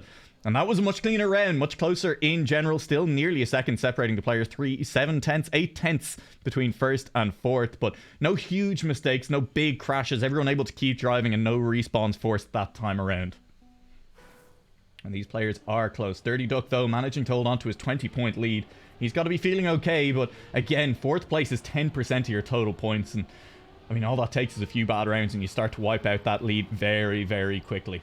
Menglife already nearly having spent half of the points that he started with, and we're only halfway through map 2 out of a potential 5. Menglife, definitely the player in the hot seat, but he's only just in front of Dunst in terms of point loss right now. It is Shaco at the back. It is Menglife sitting behind Duck and Dunst at the moment. And Shaco could be down in the doldrums, could be getting dragged back down into those pits with people. Menglife is so wide, tried to go as full outside as possible and went a little bit too outside. Now he's chasing Shaco. The battle for first place right now is relevant. 3 points of difference between a first and second place finish. Who crosses the line first in that one? Dirty Duck looking like the player to do it. Shaco looks like a full crash is going to have to safe it, and Menglife gets across the line in third as a result. Shaco misjudging the line over that final hill, and it'll cost him those extra 3 points. 10% of your points wiped out in an instant. Dirty Duck managing to hold on. 2/10 separating first and second on that round, but a big round for Dunsta, as again, first and second, those are the two players who stay in our upper bracket. Third and fourth will be sent to the lower bracket. Menglife the first to lose half their points in this lobby. Blessed ending is the call from Menglife. It's alright, it's pretty good. It depends on whether or not your opponents mess up in front of you, I guess, and it's not something you want to rely on in TrackMania. There's some good players in this lobby. You don't want to be relying on mistakes, but you take them when you get them. There's the mistake from Menglife, and as I say it, Dunsta will absolutely take that. And Dunsta, will he get any more mistakes in front of him? Yep, Shaco's controller appears to have DC'd. That's a little bit unfortunate. I think that's pretty clearly what's happened there. Dirty Duck will get it as well as Dunsta. He manages to capitalize on mistakes from all three of his opponents so far in this round. Blessed round for it to happen. There's another one from Manglife as well. Dirty Duck is following Dunsta to the finish line, and Dunsta, all three other cars make a mistake. He keeps it clean and he takes first place as a result. Behind him, how's things going? Has Shaco managed to reconnect? I don't know. Manglife is going to head towards the finish line. You still need to get a finish. What happens when you don't finish? Is it still minus 10? Keep an eye on Manglife's points. Goes from 47 to 35. It's minus 12 if you don't manage to finish. That is worth remembering. We should also mention, yeah, thank you very much, guys, as Shaco is playing the same game as our player from the last map, Hipa, where they are both drinking for every round they finish below first place, or every round they finish in first place. First place being 1 drink, second place being 2 drinks, third, and so on and so on. You can probably do the maths from there. Shaco's keyboard did DC, but yeah, I mean, hopefully he's used the time to go and grab another beer, because, hey, he definitely had the time to do it there. Those minus 12 points, not something that Manglife could really afford. I mean, hey, you don't finish a couple more rounds, a couple more fourths, and Manglife is done for. As we are onto our dirt map, Muljord by Ollernice. Ollernice? Again, apologies. I'm almost definitely getting names wrong, but, you know, I mean, this is why it's my mission in life. Look, we're going to force all esports players to learn how to use the International Phonetic Alphabet, and then we're going to get everyone to write things in the International Phonetic Alphabet, and then I will know exactly how to pronounce all names, all map names, everything. It's going to be beautiful, and we'll get there one day. It'll be fine. Once again, this map, we are going to be keeping an eye on these last 2 turns. Dunsta is taking them at the moment. Full outside and keeping speed can gain you so much time, but then you do want to keep your speed. Heading into this finish, it can be tight at times. We've not seen any big fails on it, really, in rounds. No one really losing rounds because of it, but it can definitely cost you. And those last couple of turns, it's going to be tough. It's going to be tight. We saw Hipa be very good at them. Even after a few drinks, he was managing to make those turns happen cleanly. We're on board with Dunsta's. We are underway here on Muljord. Manglife, definitely the player at the most risk now. Honestly, he could go out on this map, barring a couple of good finishes, and right now it looks like he might have those good finishes underway, at least in the first round. Dirty Duck has fallen back from our 2 leaders. Manglife taking full inside, Dunsta taking it outside, and there is the difference on dirt. Outside keeps your speed, inside takes the shortest distance, but speed wins out on a dirt track like this. Keeping your gear, keeping your speed, so important, but Manglife is quicker. Dirty Duck with a crash is going to fall further back, and up at the very front, it is incredibly tight. Manglife and Dunsta, who gets across the line first? Let's jump on board. Dunsta looks to be carrying the speed. Manglife is just about keeping neck and neck with him as well, though. It's going to be so close as we head towards these last couple of turns. Whatever's happening behind doesn't matter. Shaco, probably another keyboard disconnect. Manglife is a little bit further outside. I think he has more speed heading towards finish. He looks like he does, and that will be Manglife carrying it, despite having the inside line earlier, despite Dunsta carrying more speed in the middle of the track. At the end, it happened for Manglife. Shaco's keyboard, full dead. Little bit tough. Little bit tough. Things you don't love to see. Keyboard dying. It's not useful. Has he spilt beer on it or spilt his drink on it? Probably. Is old drink in Danish? Because ol is drink in Irish. And that'd be an interesting little, you know, that'd be cool. Anyway, we're back on Lord. It looks like Shaco has maybe a functional keyboard again. Ol is beer. Yeah, ol is just drink in Irish. So there you go. I mean, I guess you could make the argument that anything alcoholic is just a drink in Irish as well. But we won't make that argument for the time being. Shaco, that's tough, though. It means that him and Main are now basically neck and neck, and they could be the first 2 players to drop out. Dunsta with a little bit of breathing room, and Dirty Duck still holding on near the top of the leaderboard. 25 points clear of his nearest rival. The only player not yet to lose half of his starting points. And that's got to feel pretty good. Shaco's a long way back from the players at the moment. We don't know if his keyboard is working or not at the moment, but let's jump back to Dunsta as well. Well clear at the front, and so let's jump down to... No, not Shaco. No, Dirty Duck. Yeah, there we go. As this is the last couple of turns. Dunsta full outside, maybe 2 outside. No, not quite. Dirty Duck tries to take the inside line. He's lost speed. He's going to have to go the safe finish. You don't have the speed to make this. He makes the decision nice and early, but the result is that Dunsta takes first, Manglife takes second, Dirty Duck in third, and Shaco in fourth. Shaco now dropping down to 24 points. Manglife will be below 30 as well, and things are getting tight here. I think we're going to get all players onto map 4. Probably. As we are finished, we are on to round 3 or 4, excuse me. One more round. Yeah, I don't think there's no way we can lose a player here. All players will make it to map 4. We will get to that full speed map, and that's going to be a place that's definitely going to send a couple of our players packing. Definitely going to be a place where we send players packing. Dirty Duck at the moment is in front. Shako, look, we'll give him benefit of the doubt. Probably still having some keyboard issues. Dunster, though, not having any issues at all. It looked like he was wide, but that's the inside line versus outside line again. More speed means he can come roaring out of that turn and actually take the places back, even if it looks like they've been lost for a second. Shako, well, if he has having keyboard issues, he's looking very clean with them. Managing to stay neck and neck with Dirty Duck, and meanwhile it's Mainlife and Dunster, battle we've seen a few times on this track up at the front. Mainlife winning out last time that they were this close on the round.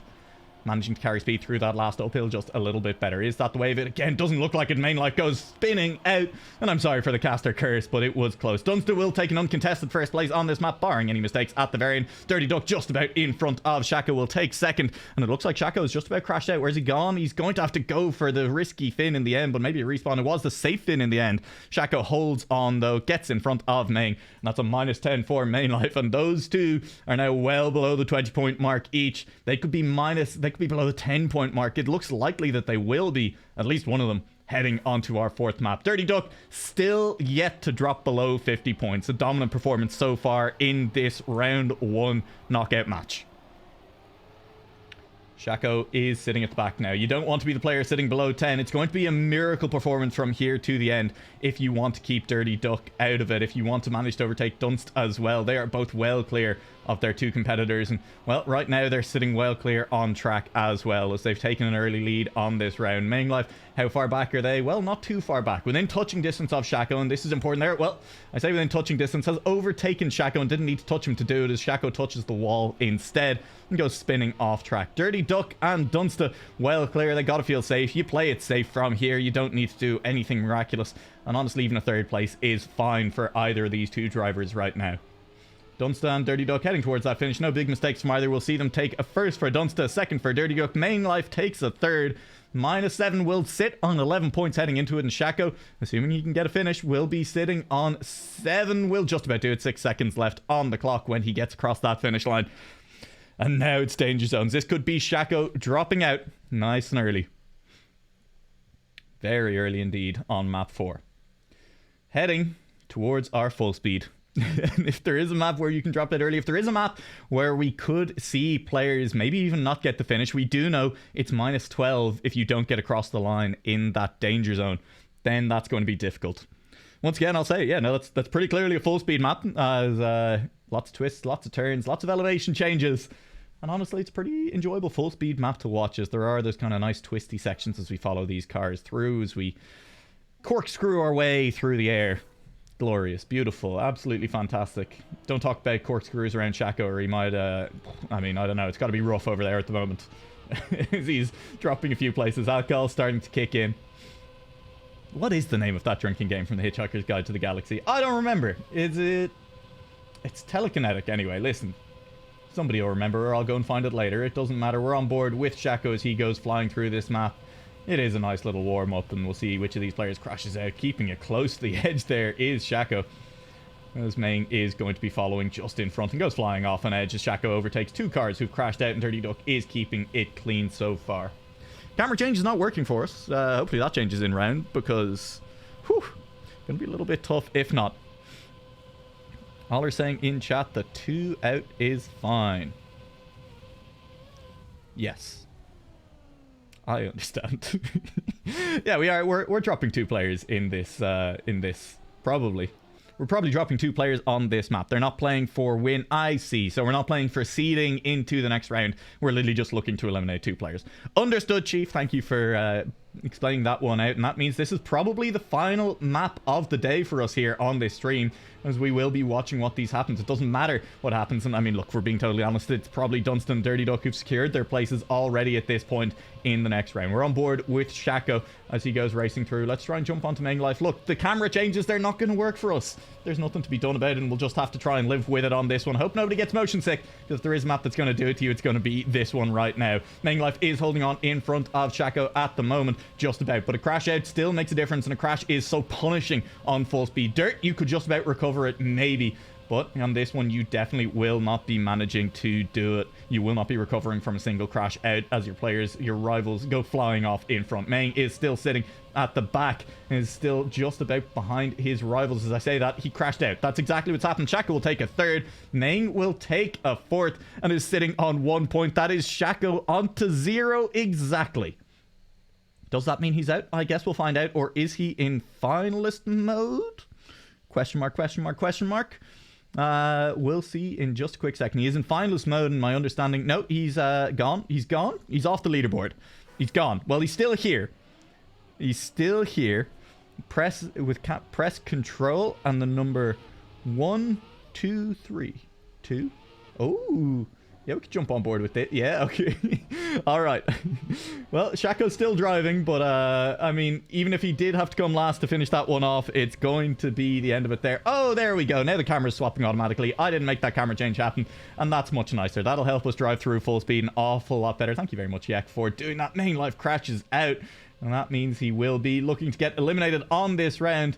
Again, not 100% sure if there is a finalist mode or not. Shako was still driving, but was driving very slowly at the back and also is no longer on the leaderboard. Meng is crashing out as well, and he'll be losing his last remaining point on this one. Honestly, impressive to lose 99 points exactly and drop to 1, but will make it not much further.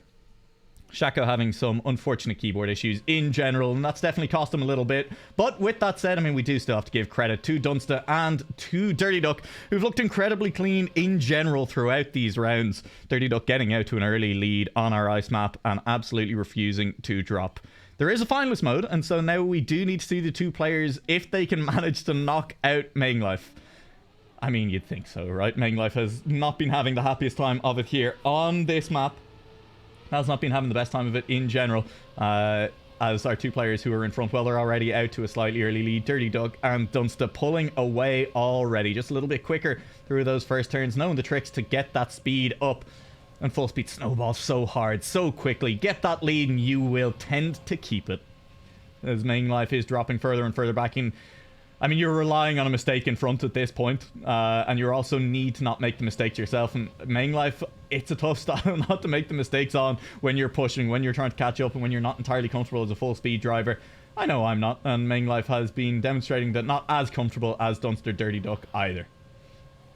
Dunster and Dirty Duck continuing to race away into the distance. No mistakes to be had. First and second. Meng Life won't even bother to finish. Why bother? Don't play their game. Play your own game. The only way to win is not to play, says Meng Life. Flying out to the side of the map. Maybe they'll get a finish at the end here. Yeah, why not, I suppose. With 3 seconds left on the clock. That is it. Moving forward from this first knockout round. It'll be Dirty Duck. It'll be Dunst, Shako and Meng Life bombing on out. And they will still be in it. There is still competition to go tomorrow. There is still maps to be played as we will move on with our knockout. And there is a lower bracket that those two players will drop into. These two players still playing. Some would probably tell Dunst and Dirty Duck that they don't need to play for first. But hey, they look like they kind of want to anyway. So, I don't know. I guess we'll watch them do it. Well, okay. One of them wants to. Dirty Duck is just vibing at the back. It doesn't really matter. Yeah, that's an excellent little horn just to get things going as well. Thank you, Dirty Duck, for showing that one off on stream as well. You gotta love the skin, though. It's a nice skin. Can we get a better look at... Ooh, let's... cam 7. Ooh. Do I know how to... No. There we go. Oh, no, he's driving away. No, Dirty Duck, come back. Okay, there he is. Yeah. See, I know what it won't... Oh, there we go. Yeah, New Leg production skills are unmatched. SpaceX. Anyway, I'm going to say that I think that's it for us. I believe that is, in fact, it. I think we've done TrackMania. I think the Danish TrackMania Championship is off to an excellent start. I will confirm with Johan, and if Johan is watching, please do confirm that I'm not covering any more matches today. The competition continues tomorrow over on JNick's channel.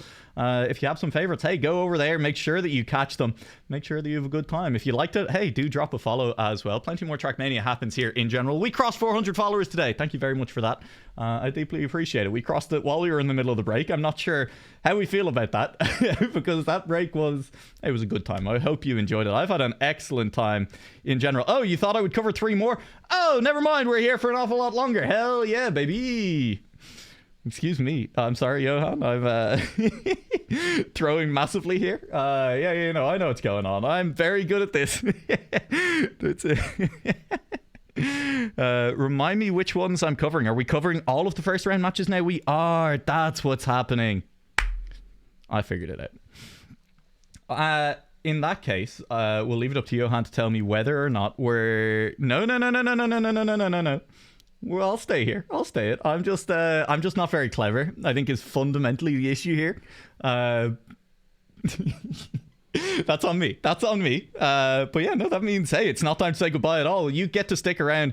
I get to chat an awful lot more nonsense with chat here. Look, let's listen to some music while we go as well.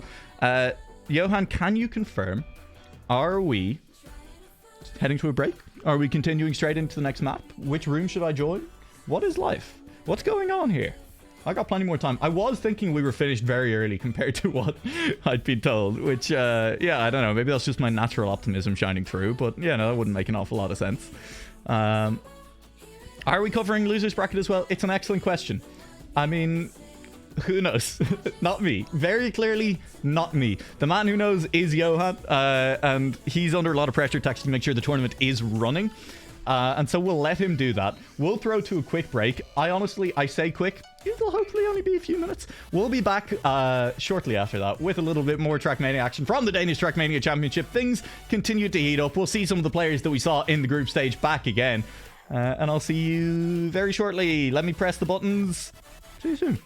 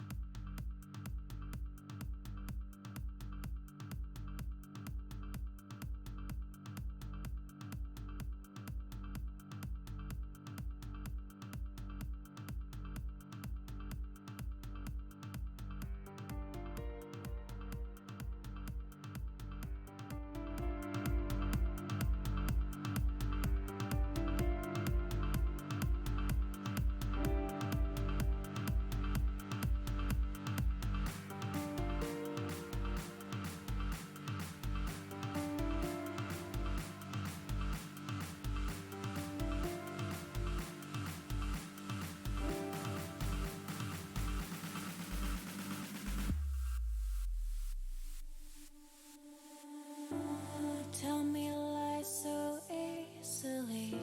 They fall out your mouth as you speak. Keep falling down. I don't wanna play your silly games, but I know that I can't change who you are. Now I know you made me lose control. You took my mind. You took my mind. Now I know you made me lose control. You took my mind. You took my mind.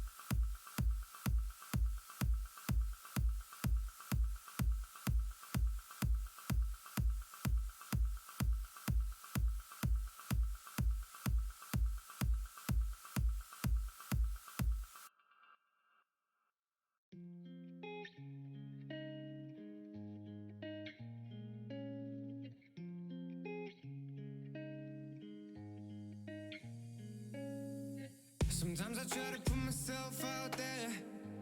Sometimes I try to make it look like I'm comfortable in the skin I wear. But these words cut deeper than a knife, and I gotta act like I don't care. But if it didn't happen, then I guess I wouldn't be here. I guess I wouldn't be here. Oh no, stop with all the bullshit. I'm done with all the fake love, so you should really just quit. Cause I saw the text on your phone, and it's hard to say. It's hard to say, so I guess I'll be on my way. But I don't wanna live in a world without you.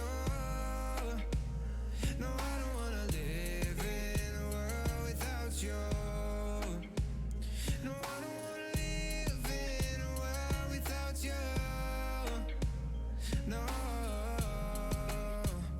no.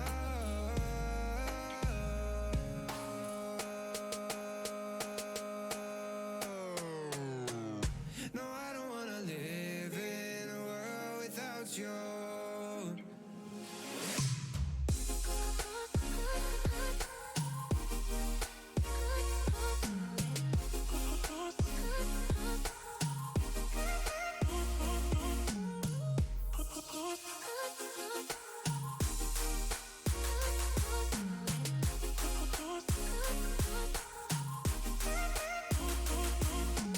Silly me for thinking you're the one that I would never blame, the one that I would never change, the one that always stays the same. Now I'm in the corner thinking back on all these memories, like what I'd do if you had stayed, and all the lies that you betrayed. If time stood still and I could see you again, then I would keep you with me, yeah. Cause I don't wanna live in a world without you. No, I don't wanna live in a world without you. No, I don't wanna live in a world without you. No, no.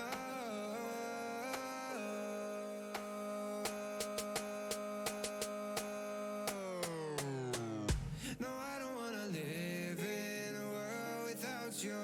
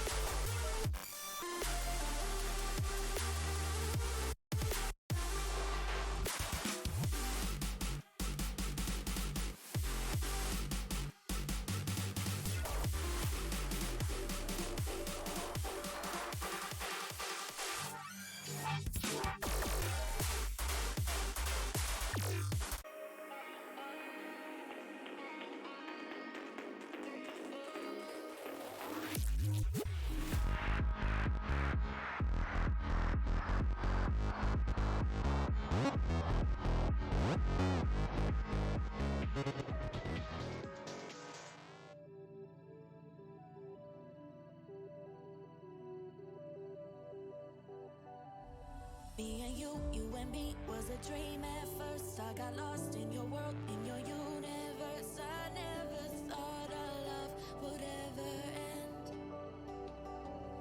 I messed up, made it worse, pushed you away. All that fighting and pain till you left one day. Wish I could take back all those things I said. I can't deny that I miss you, and I know that you miss me too. So let's get over our issues and go back to me plus you. I know that things weren't perfect, but I think it's worth it. Nobody knows you like I do. I can't deny that I miss you, I miss you. Let's go back to me plus you.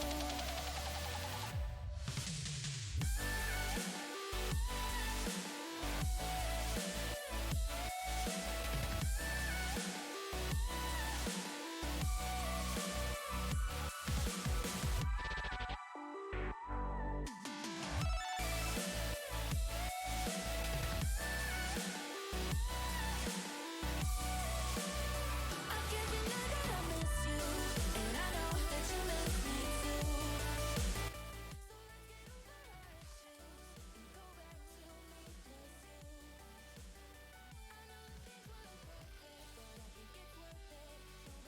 Let's unmute my microphone. Probably a good idea as well. And I believe, is that a warm-up round? Is it not? Hard to tell. It looks like it's maybe a warm-up. Maybe we're still getting the lobby about to start. Nice is confirming something in chat for the players. I'm going to guess that Nice probably should not be losing it. Players are saying ready in chat. And so we should probably be heading into a warm-up sooner rather than later. Are we kicking things off on the dirt map? Are we kicking things off on a different map? Well, we'll see as soon as possible. You're welcome for playing your map, FR. It was pretty fun. My speed control is bad. My driving is bad. But we'll see how things go. We're following some of the players from last round here into their winners semi-final. Some of those players are Dirty Duck. Some of those players are Dunsta. Dunsta has won 17 out of 17 lands that he's participated in Denmark. That's pretty impressive. Didn't manage to beat that Dirty Duck in our last one, though. So we're excited to see how that one does go out. We're into a warm-up here. We're playing on Bloodline, our mixed map, to start things off here. And, of course, we do have Jake Ray in here as well, and Max Motor. Jake Ray, definitely relatively well-known as a Danish player. I think, anyway, in that I recognize his name. And that's maybe not the best indication of actually how well someone is known. Max Motor coming out as well. I believe Jake Ray was first place. Let me give me 1 second here. Jake Ray did actually win that semi-final as much as anyone can win, or the quarterfinal as much as anyone can win a quarterfinal in this format. And Jake Ray does have the second time on this map, the second local record. Max Motor with the third local record. And well, hey, you've Dirty Duck following them up in fourth and Dunsta in fifth. So should be an incredibly close map here on Bloodline as we head towards the end of our warm-up. Looking forward to seeing how this one does play out. Going to be a lot of fun. Dirty Duck apparently swapping to keyboard only a couple of weeks ago after their controller broke. And still doing a very good job of that. Once again, here you go. Have some audio. That'll definitely help a little bit as we head into it here. We'll pause the music as the competition is about to get actually underway. Starting our play loop here. We are on board with Jake Ray to kick things off here on Bloodline by Kaesla. Who gets the early round? Who gets the early lead? Once again, 100 points for each of these players. 2-point loss for first, 5, 7, and minus 10 for fourth place. 10% of your points wiped out. It was the full speed map that decided things last time around. I think that's what we're going to see again. Map 4, maybe not the full speed map, as the maps may come in a slightly different order each time. And that is part of the excitement. That is seeing if the players can live up to expectations as well. Jake Ray out to a lead, but Max Motor coming flying through. Jake Ray a little bit more inside, but with slightly less speed, is going to get overtaken by Max. Is potentially going to get overtaken by Dunsta. A lot is going to come down to this dirt turn. Jake Ray outside, but Dunsta a little bit more outside. Carrying a little bit more speed towards the tech section, but speed into the tech section doesn't matter. Taking the turn properly does. Jake Ray takes it perfectly, and now it's this finish. It's all down to it. Jake Ray has more speed, takes first. It'll be a second place for Max. It'll be a third place for Dunsta, and unfortunately, a little bit behind, Dirty Duck will drop into fourth. 2-3 seconds nearly off the pace all the way back there. Very exciting indeed. The answer, Marino, as to who's winning right now, it's Jake Ray, as that was round 1 of our semi-finals. Points up here in the top right, and we'll keep an eye on this as well. Top 2 players will move forward to the winners finals. The 2 players who drop out first will drop down into that lower bracket, will have a chance to fight for their lives just a little bit more. We're on board with Max now. And now that we're into round 2, hey, we can actually click on players' names on the leaderboard and change position, change perspective a little bit easier. Dirty Duck was the player to drop first, to lose the first 10 points, and once again he's sitting in 4th place. This time though a lot closer, and no mistakes just yet from any of our drivers. Max Motor so hit-sided, looked like the wheel was going to catch on the edge there, but he had his line, he read it perfectly. Dirty Duck with a very inside line gets back on top of the cars and overtakes Dunsta as well, but Dunsta had a very nice turn through this dirt last time around. Can he repeat it? Not quite. Dirty Duck managing to hold on, everyone managing to hold on as we head to this last tech turn around the outside. All these players holding. Jake Ray looks to have held the speed and looks to finish first here. Max Motor though, he's just a little bit faster, not quite. And there were no surprises there at the end as Jake Ray takes first, Max second, Dirty third, and Dunsta into 4th place. And that is still the players kind of holding on to their positions. Jake Ray managing to just drop 2 points in both of our first 2 rounds, out to an early lead, 6 points clear of Max. And Dirty Duck and Dunsta having traded 3rd and 4th off, are both sitting on 83. A near exact mirror of what happened in their round 1 of the playoffs, except in that round it was the 2 players other than them sitting on a joint 83 after 2 rounds, and that was of course the ice map. A little bit of history repeating itself. Doesn't always repeat, but it does rhyme a little bit here, and they'll have to find a way back into this match, as that won't be it for Dirty Duck. He touches on the outside, so we'll jump on board with Dunsta. He'd like a big finish here, maybe the -2 that'll get him back in. He'll be feeling a lot more comfortable heading out of this map if he can find one high finish, but still Max and Jake are managing to hold on in front. Dirty Duck not too far behind. That's a touch on the outside for Max. Dunsta got as close as it was possible to be without touching as well, and right now he's holding on to second. A better finish here could take him over the top of Jake Ray. It all comes down to this turnover across the top of the grass. Jake Ray managing to hold it, and Dunsta might get sniped at the finish. You can hear car behind, will not be in the car behind, crashing out a little bit. Max will take 3rd, and will be Dirty Duck down in 4th again, dropping to 73 points after only 3 rounds. A possible total loss of 30 points. Dirty Duck has lost 27. That's not a great feeling after 3 rounds. Dunsta having lost 22 as well. Jake Ray with an absolutely stellar, literally flawless so far. 6 points dropped after 3 rounds. Can he hold on to that? Will someone manage to deny him that flawless on map 1?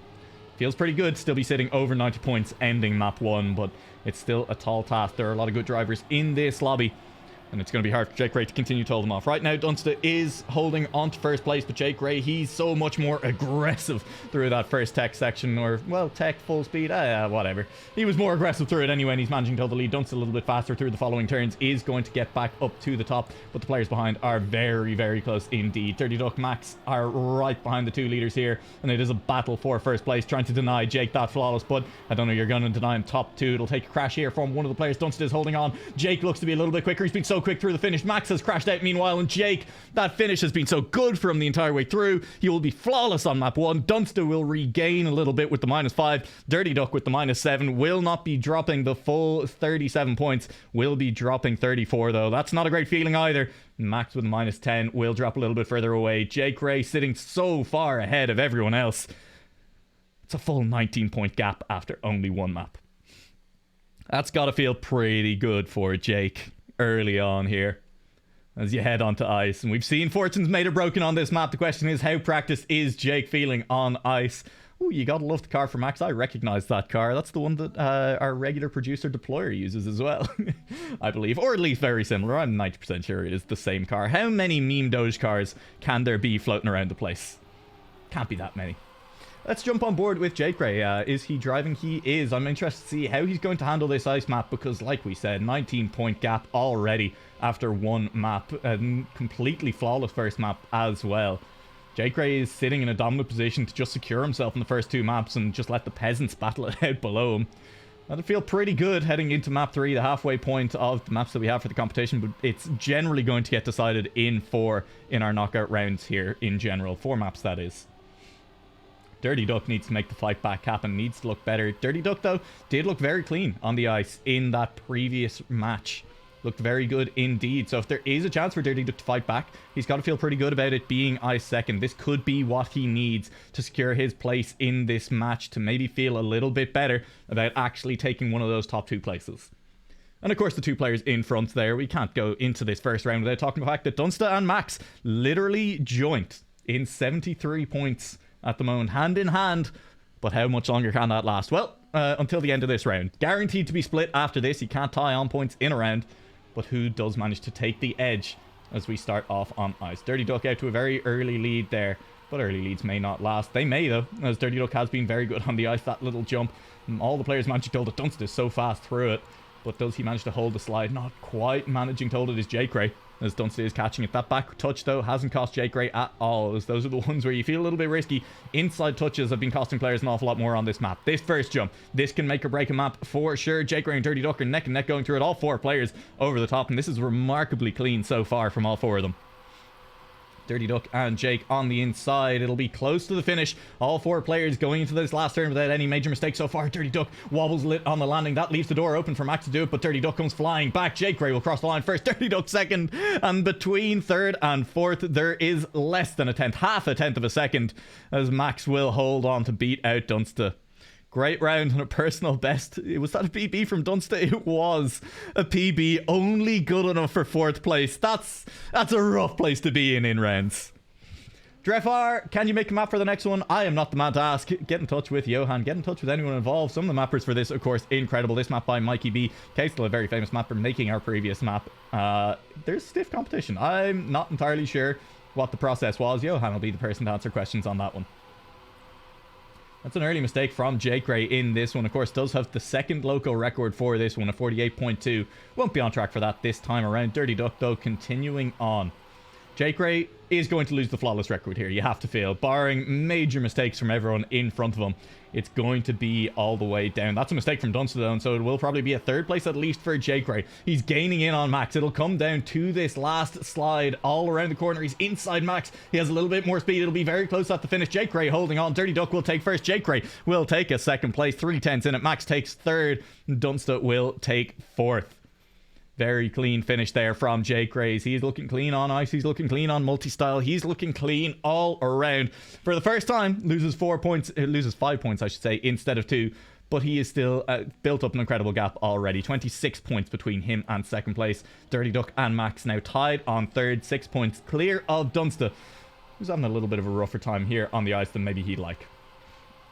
On board with Jake Ray, and I'll tell you, I think he's going to take a bit of a lead here early on, and we'll probably end up dropping a little bit back. Dunsta touches on the inside. That'll cost him a little bit of speed as he drops behind the other cars, and that'll drop him a long way further back as he crashes out. Max has crashed as well, and Dirty Duck and it is Jake Ray up near the front. Those two pulling clear of the pack, and it's all about speed up here onto this jump then. My clicking accuracy is poor. Clearly, I need to go and play some Osu. Clearly, I need to go and actually, improve that accuracy a little bit. This fight at the front is important. If Dirty Duck wants to claw back, he needs Jake Ray to make more mistakes, though. Jake Ray does not make mistakes. He makes wins happen. It's going to be close to finish, but Jake Ray inside had the title line, and by less than a tenth again. That is by mere hundredths of a second. Jake Ray has beaten out Dirty Duck. Out of a possible point loss so far, after, what's that, 7 rounds? A total loss of potentially 14 points. He's lost 17. Incredible stuff from Jake Ray as he stamps his authority across this tournament so far. He's going to be very threatening for any players going through. Languishing down at the bottom, Dunsta has already, without even finishing map 2, dropped below the 50-point mark. Not looking good for him. The battle for a second, though, alive and well. Dirty Duck and Max sitting only 2 points apart, and it will be a bit of a difference here at the end of this map. Dirty Duck has been a little bit better on the ice. In general, Jake Ray crashes a little bit. Where is Max? He's a long way back. He's made an early mistake. He'll make another mistake. He's going to crash on the outside here a little bit, and it's going to be a straighten up. It's going to be a hard straighten up as well. And it's going to be tough to carry the speed he needs into this jump as well. And maybe a forced double respawn for Max heading towards this jump. That inside touch may leave him with enough speed. The gear change, though, and that's what we want to see. The early decision to double respawn. But with your nearest rival, Dirty Duck, racing off into the distance, that's not exactly what you want. Might beat out Dunsta here, and that's not great for Dunsta. 33 points heading into map 3.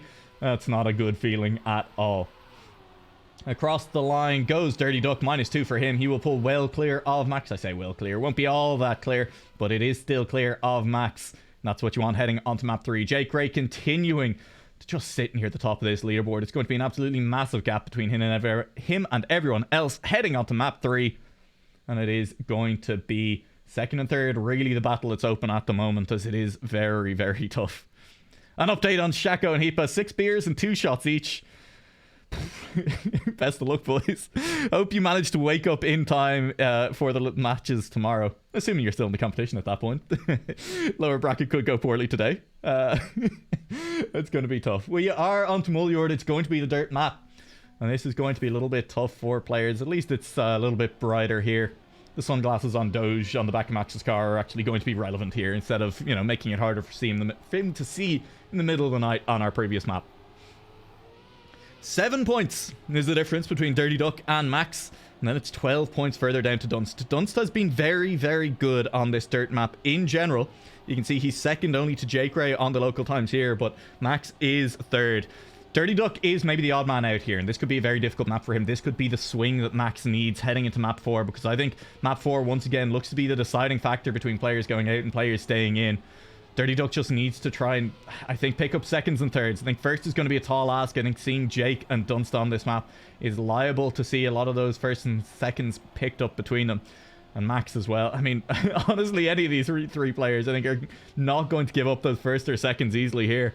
It's really on Dirty to just keep it clean and hope for mistakes would be my guess. Max, inauspicious start on the warm-up round, will crash head first into a wall. But hey, it's only the warm-up round. It's totally fine. Welcome, Kaisla. The map is... the championship is going smoothly so far. We've had some exciting moments. We've had some crashes. And we're potentially going to... I mean, we could say goodbye to Dunster here already. But I think this is an unlikely map for it to happen. There is Dirty Duck already falling behind the top 3. I mean, we expected him to keep in touch maybe a little bit closer until the end here. In fact, he is right back up in it. Again, the last 2 turns on this map are going to be it. And we said that Dirty Duck might be relying on mistakes from his opponents. There is an early mistake from Dunster here on Muljord. Muljord? Yeah, the pronunciation's probably fine. Dirty Duck is chasing though, and again, you can't rely on too many mistakes, but you're still hoping for another one here in front. Jake and Max racing off into the distance a little bit. And is it going to be the win for either of them? I mean, Max definitely needs to pick up some more points over Dirty Duck. Win here over Jake would feel good, and Jake still sitting clear at the top of the leaderboard. Dirty Duck full outside, he touches a little bit, and maybe that gives room for Dunst to get back in. A 4th place would be so punishing for Dirty Duck here. Does he have the speed? It looks like he just about will. Dunst at the finish line, snipes!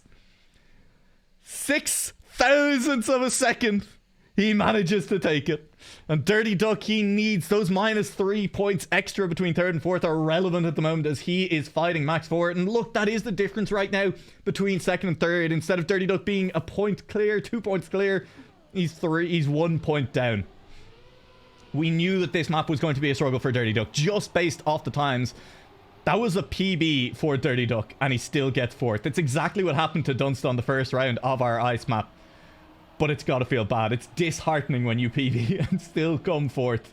It's not a great feeling. But Dirty Duck, credit to him, kept it nearly clean all the way up until the very end there. He won't do it this time, though. That's what he needs to do. He needs clean rounds over and over if he wants to actually find his way into this map. If he doesn't want to fall behind. If he wants to make it a challenge on map 4. A crash from Max, and that's the person that Dirty Duck needs to beat. Honestly, that's really your main rival right now. Jake Gray, he's well clear at the top. 30 points clear. Dunster, he's still behind. He's not out of it yet, and a few big finishes here could get him back into it. But the battle for a second right now feels like it is between Dirty Duck and Max. And coming down to the finish, will there be another snipe? Dirty Duck doesn't want to lose it again to a snipe this time around. It looks like he has the speed. Will take a 3rd, and Max will drop into 4th. And that's another nice swing. That will swing the points back into 2 points in Dirty Duck's favour. As they're losing more and more. Halfway through our dirt map here. It's going to be decided on map 4. I think it's relatively inevitable at this point. Jake Ray is so far clear that, I mean, just a couple more second places, maybe even a couple more thirds, will probably secure him in that next round. Dirty Duck now chasing on, though. Continuing the fight. 2 points clear of Max. And I mean, I don't even know what the 4th map is going to be. I probably should have paid a bit more attention. Maybe joined the server earlier and figured out what order they were queued in. But I didn't, and so we'll all get surprised together. Jake Ray is still sitting clear of the field, and it's him and Dunst at the front right now. Max right on their heels, and Dirty Duck's just a little bit clear. But a good turn from him here could get him back into it a little bit too wide, maybe, as no one makes the mistake through there. We've seen that platform catch a couple of players out. Wheels catching exactly on the outside, sending the car a little bit flying. But so far, completely clean from all of our drivers through it. We're getting to the business end of this match, and no one wants to be the person to make a mistake. This isn't the time to make the mistake, but it is the time to push. As there he is, Max touching on the outside. He could be caught by Dirty Duck. It's going to be a snipe at the finish line. Dirty Duck will overtake in mid-air. How close can you get? Half a tenth is the answer. As that's a huge snipe from Dirty Duck. We'll pull a further 3 points clear of Max. And how relevant could that end up being? 28 to 23. These players are running out of points to spend. And no touch on the outside wall from Dirty Duck there. While the touch came through from Max, that could be decisive as we head towards the end of this match.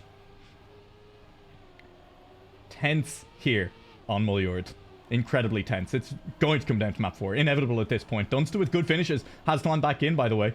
I mean, I've said that it's really down to Dirty Duck and Max, but Dunster is still in this fight. He has 9 points clear of second place, and it is that second place that's so important. And Dunster, unfortunately, making the mistake there. He is still holding off second place, but Dirty Duck is the player that he needs to catch. Jake Gray, I mean, look, you can't worry about him. Dunster makes another mistake.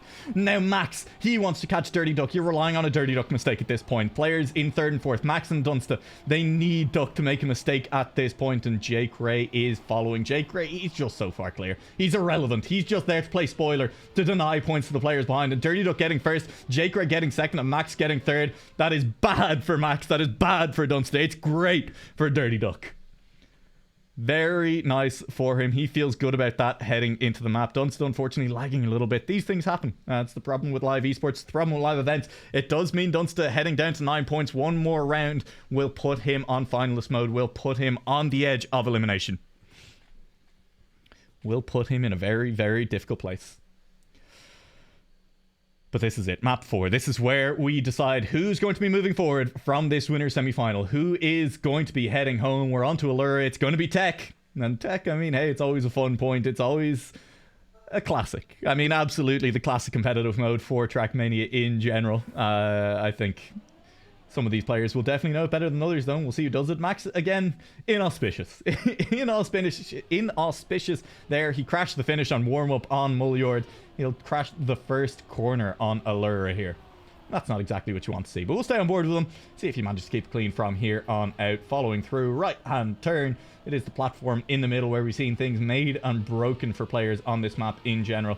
This is the big sweeping turn. But hey, you can make or break your race on almost any turn on Tech. Setting up for the next one, if you get the turn slightly wrong, having to double drift, there are many ways that things can go wrong. Max is looking pretty clean, but, well, I say it, that's not clean. That is the opposite of clean, unfortunately, for Max. Meanwhile, up the front, Dunst having a good round. Dunst is the player with the best PB on this map. It doesn't mean all that much, but it does mean that maybe he can hold on.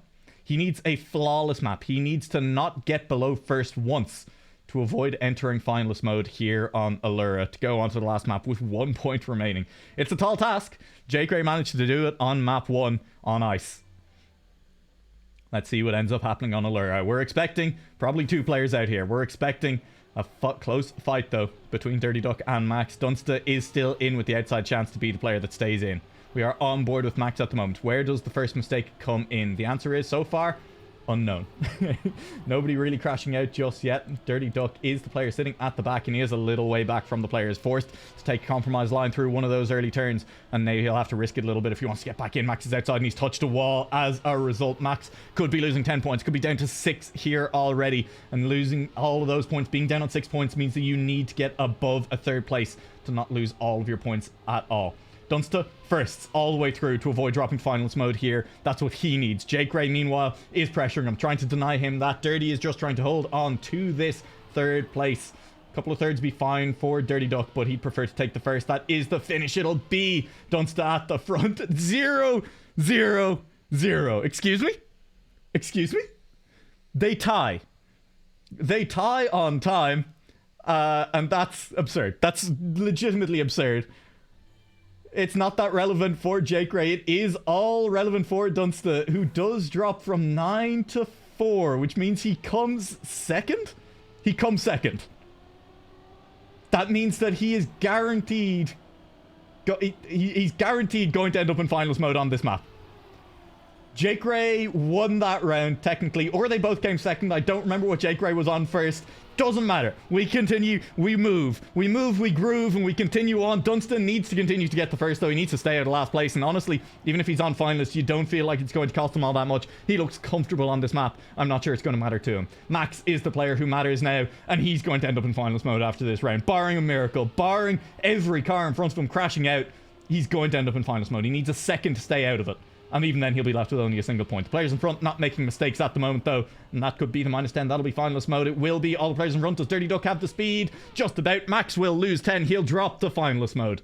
Dunst comes second. He'll drop to finalist mode as well. 2 players on finalist mode. If either of these players, Max or Dunsta, end up last, they're gone. That's it. They're out. And that's scary. That's a scary place to be. Jake Gray, I mean, look, from map 1, from round 1, he's been feeling comfortable. He needs to lose. He needs to come 4th in 6 rounds in a row to drop into finalist mode as well. And that's a tall task, given how well Jake Gray has been driving. Max versus Dunst. Dirty Duck may be the player to deny them by coming last himself, and then he dropped 2 points, and we could have triple finalist mode. Nearly. But I'm kind of expecting to see one of these players drop out here at the end of Allura. We still have 1 round left on Allura after this. At the moment, it is Dirty Duck who's sitting at the back. Oh, Jesus. Oh, Lord, I've completely misclicked. It doesn't matter. Dirty Duck is sitting a long way down. We may not see a player out on this round. Dirty Duck looking to launch it down the inside. Will not manage to gain any ground with that, though, as we head towards the end of the map. Barring any huge mistakes, it's going to be Dirty Duck dropping to 2 points. It's going to be Max and Dunst staying alive. Dirty Duck will go 4th. Loses 10 points. And will stay alive for the time being. 2 players on finalist. 1 player on 2 points.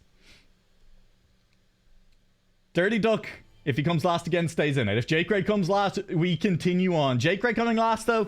I mean, it's unlikely, isn't it? Hasn't looked close to doing it so far. We're going to stay on board with Dirty Duck for the time being, as we'll see where he ends up in this match. This is all relevant. Max is the player maybe at risk at the most at the moment. Dunsta has, again, the best time out of any of these players in terms of PB, and has been looking consistent as well. Consistently almost more important than how fast you can theoretically drive when it comes to rounds. As Dirty Duck overtakes Max, but then touches. Ladies and gentlemen, I think we are going to end up on triple finalist. Heading on to our final map, the only player to remain safe is going to be Jake Gray. Dirty Duck, he needs a player in front of him to make a mistake if he wants to stay safe a little bit. It's 2 lives if he can overtake someone here, because he can lose a round and then lose another. But if he loses here, if he comes last, it's triple finalist. And any of these 3 players, the first to come last on our next map, will drop out. Confirmed as they all make it across the line. Dirty Duck will make it in 4th place. Triple finalist as we head towards our last map. And what is it? It's full speed. We're heading towards tripping. 3 players finalist. Jake Gray still yet to drop below 50 points. It doesn't get any more tense than this. You cannot afford mistakes. You can't afford them on dirt. You can't afford them on tech. You most especially cannot afford a mistake on this full speed map. 1 mistake will see your opponents rocketing away in front of you. And the question is, who's quickest on this? The question is, who manages to come out on top? Because there is, well, 3 players. You can see them in the top left there. Jake Gray, Max, Dunst are all players who have the top 3 local times on this. Dirty Duck has got to be feeling nervous right now. With that said, he was the underdog on a couple of maps. He came in with poor times on a couple of them. But now is the time when it all matters.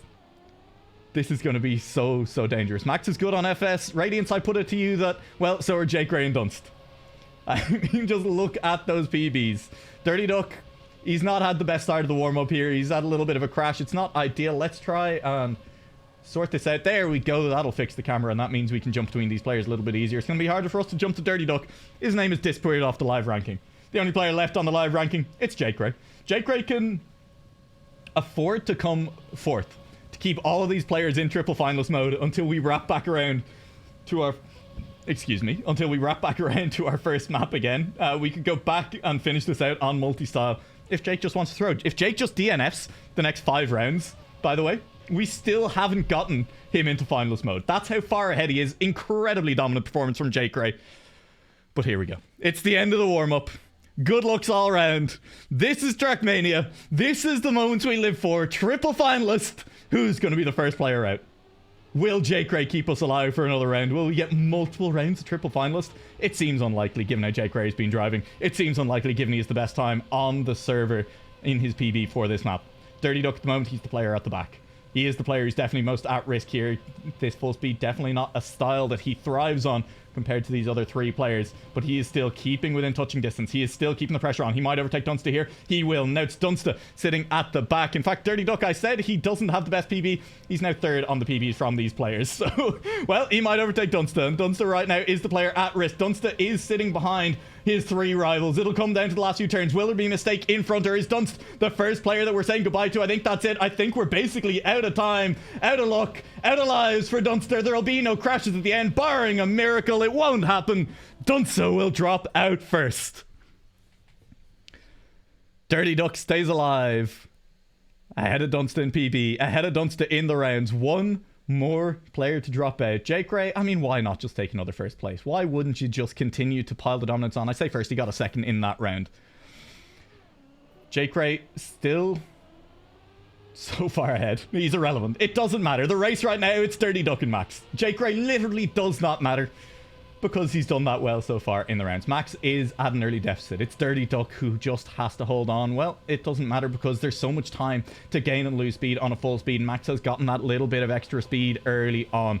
And that does mean that, well, Dirty Duck needs to do the work. He needs to hope maybe for a crash because speed continues to snowball. And I'm not sure there's enough track left at this point for Dirty Duck to snowball speed back in on Max. I say that. He's gaining a little bit. A tiny bit. There's less than a tenth that separates them at the moment. Has that stretched? It has. It's over a tenth now. Max is continuing to push that lead a little bit further, pushing the lines, pushing those speed drifts. He's continuing to hold on, running out of track. Dirty Duck is in last, and Dirty Duck is gonna drop out. Max and Jake Ray are your top two. They'll move forward from this winners semi-final into the winners final. Dirty Duck and Dunster.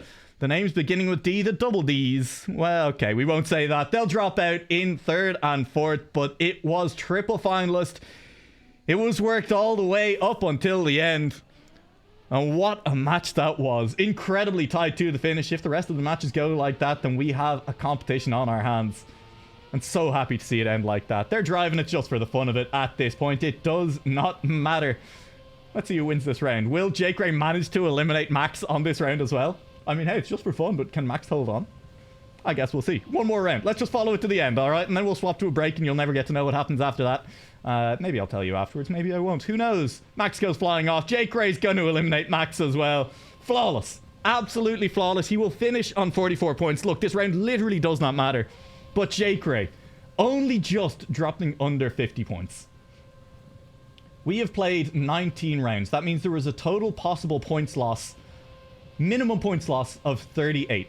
Jake Ray will finish having dropped 54. 38, 54 over 38. It's a few seconds. It's maybe a third or two in there, but Jake Ray, incredibly dominant. He is the player to beat for me heading into this winners final.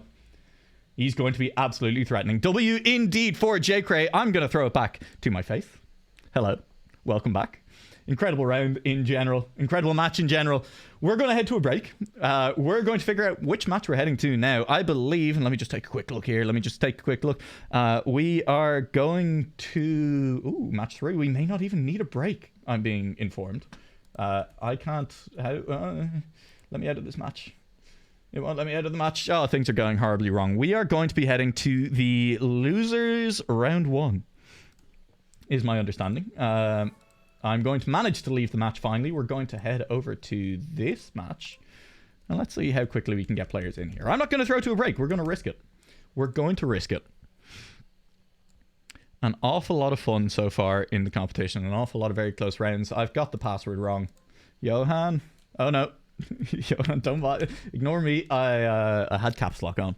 That's on me. I have to admit, that's on me. Whew.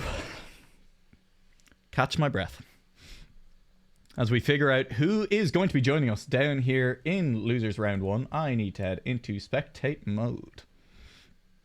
I'm seeing Shako. I'm seeing I Am Vil. I'm seeing Oler Nice, but he's an admin. I've managed to figure that one out so far. And we'll see who else does join us down there. Very, very good indeed. I mean, at this point... Is Jake Ray the favourite to win the competition? I mean, you guys can let me know. I think you have to be a little bit scared of Jake Ray if you're any of the other competitors in this right now. As we are heading down. If we have in this match Shako and I and Vil, we will also have Joel. We will also have Jack Tor. These boys, well, Jack Tor coming from the match against Jake Gray. Fair enough. And Max. That's a little bit scary. And given that those are the two players who managed to make it out of their winner semi-final, Jacktor could be a player to watch here as well, as he definitely didn't lose to the easiest first round match. I am Vil coming from the match up against Solly and Nikolek, and it happens. Joel losing to Mertz, Heepa, and Whoop in round 1 of that upper bracket. And then, of course, Shaco losing to Dirty Duck, Dunst, and Main Life. And so we'll see how things go here. Looks like we have players rapidly making their way into lobby. I say rapidly. We're still sitting on 2, but we should get more players in here sooner rather than later. We should be getting this first round of the losers bracket underway. DD for a win. Shaco gonna watch. We're gonna watch Shaco's keyboard break as he heads. Keyboard break as he heads to find another beer real quick. How are Shaco and Heepa doing? Unfortunately, neither in this match. Well, I say neither in this match. Shaco is literally in this match. I'm losing the run of myself completely. As we'll see exactly how the drink is getting to Shaco at this point, seeing if the driving is continuing to work. Remember, don't drink and drive, but drinking and gaming is totally fine. And as far as I understand it, Nadeo wants most people who do commentary for their games to say these are not drivers, these are players. So you can drink and play. You can play. Flamey, they've been drinking since the competition started 2 hours ago. Drinking at 2 p.m. It's 2:30 over there at the moment, okay? It's totally fine. It's totally fine. Very reasonable. I'm fully on board for it. We have all 4 players in lobby. I'm going to jump on over into our in-game scene. Whoa, look at that fade. I should really find a way to get a stinger for you guys. But it's fun. There's a uni party in 2 hours. Yeah, no, that makes sense then, Shaka. Honestly, this is the way to live your life. Go to uni, play some games, win some competitions, maybe bomb out in round 1, and you'll be fine. Drinking at 2 is totally normal for Ireland, but these men are Danish. Which, I mean, hey, fair enough. I mean, there's some Viking blood over there as well. It could be totally normal for them. Fun fact for you guys. Did you know that there's a large amount of people with dental problems in Ireland? And it's because there's a lot of people essentially have teeth that come from Viking ancestry in jaws that don't fit them because they're of, you know, native Celtic stock. There you go. That's why a lot of people in Ireland have dental issues, and a lot of people end up with braces and things. Fun facts with New Lake here on this stream. And we won't get into the ones about cystic fibrosis and how we've passed that over to Australia. We can do that in our free time. At the moment, we are loading into track 1 here. New Lake wishes he hadn't stopped drinking since yesterday. New Lake has been slightly sick all week and has been struggling to keep going. But hey, here we go. We're going to jump onto map 1, warm up here. It's going to be dirt map first. It's going to be Mullard. Again, the players here in the lobby are going to be Shaco, Joel, I am Vil, and Jaktor. Jaktor or Yaktor? I don't know. Probably Yaktor. I'm going to go with Yaktor. But I'm going to go with Joel. Just to really make sure that if one is a hard J and one is the soft J, I'm getting it wrong either way. And if anyone wants to correct me in chat, hey, I'd appreciate it. I do love when I actually get names right. Not very often that it happens. The triple R in Jaktor. Yaktor. Really roll that R. Really get the pronunciation in there. Or we'll just say Yaktor. I think that seems more reasonable and less likely to make me sound like an idiot. Although if he does win a round, we'll go full, you know, Spanish football commentator. Yaktor! And hey, he probably will win a couple of rounds. So we'll hope for a good snipe there, as Yaktor will be the quickest through this warm-up. Will set a 4th on the local records. Is feeling okay about that. And of course, the local records are not these players' PBs. They're just what they've set on this lobby today, on this match today.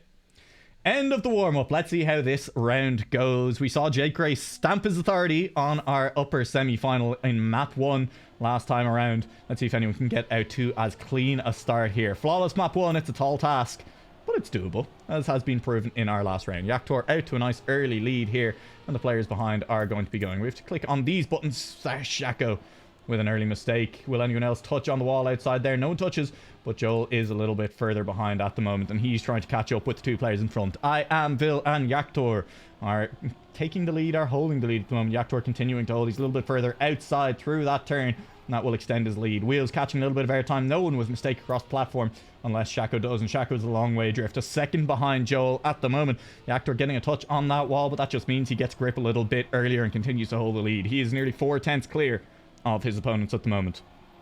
This last uphill climb is tough, and it's important to make sure that you don't catch too much airtime on that inside turn. I Am Phil is catching up. He might snipe. I think he does snipe on the line. He will.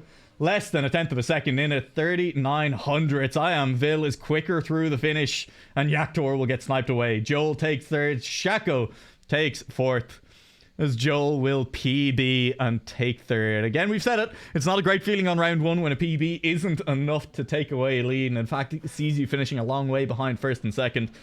But it's nice to still be PBing, knowing that you're driving the best that you possibly can. And really, that comes down to personal player. That comes down to your mental and how you feel about things like this.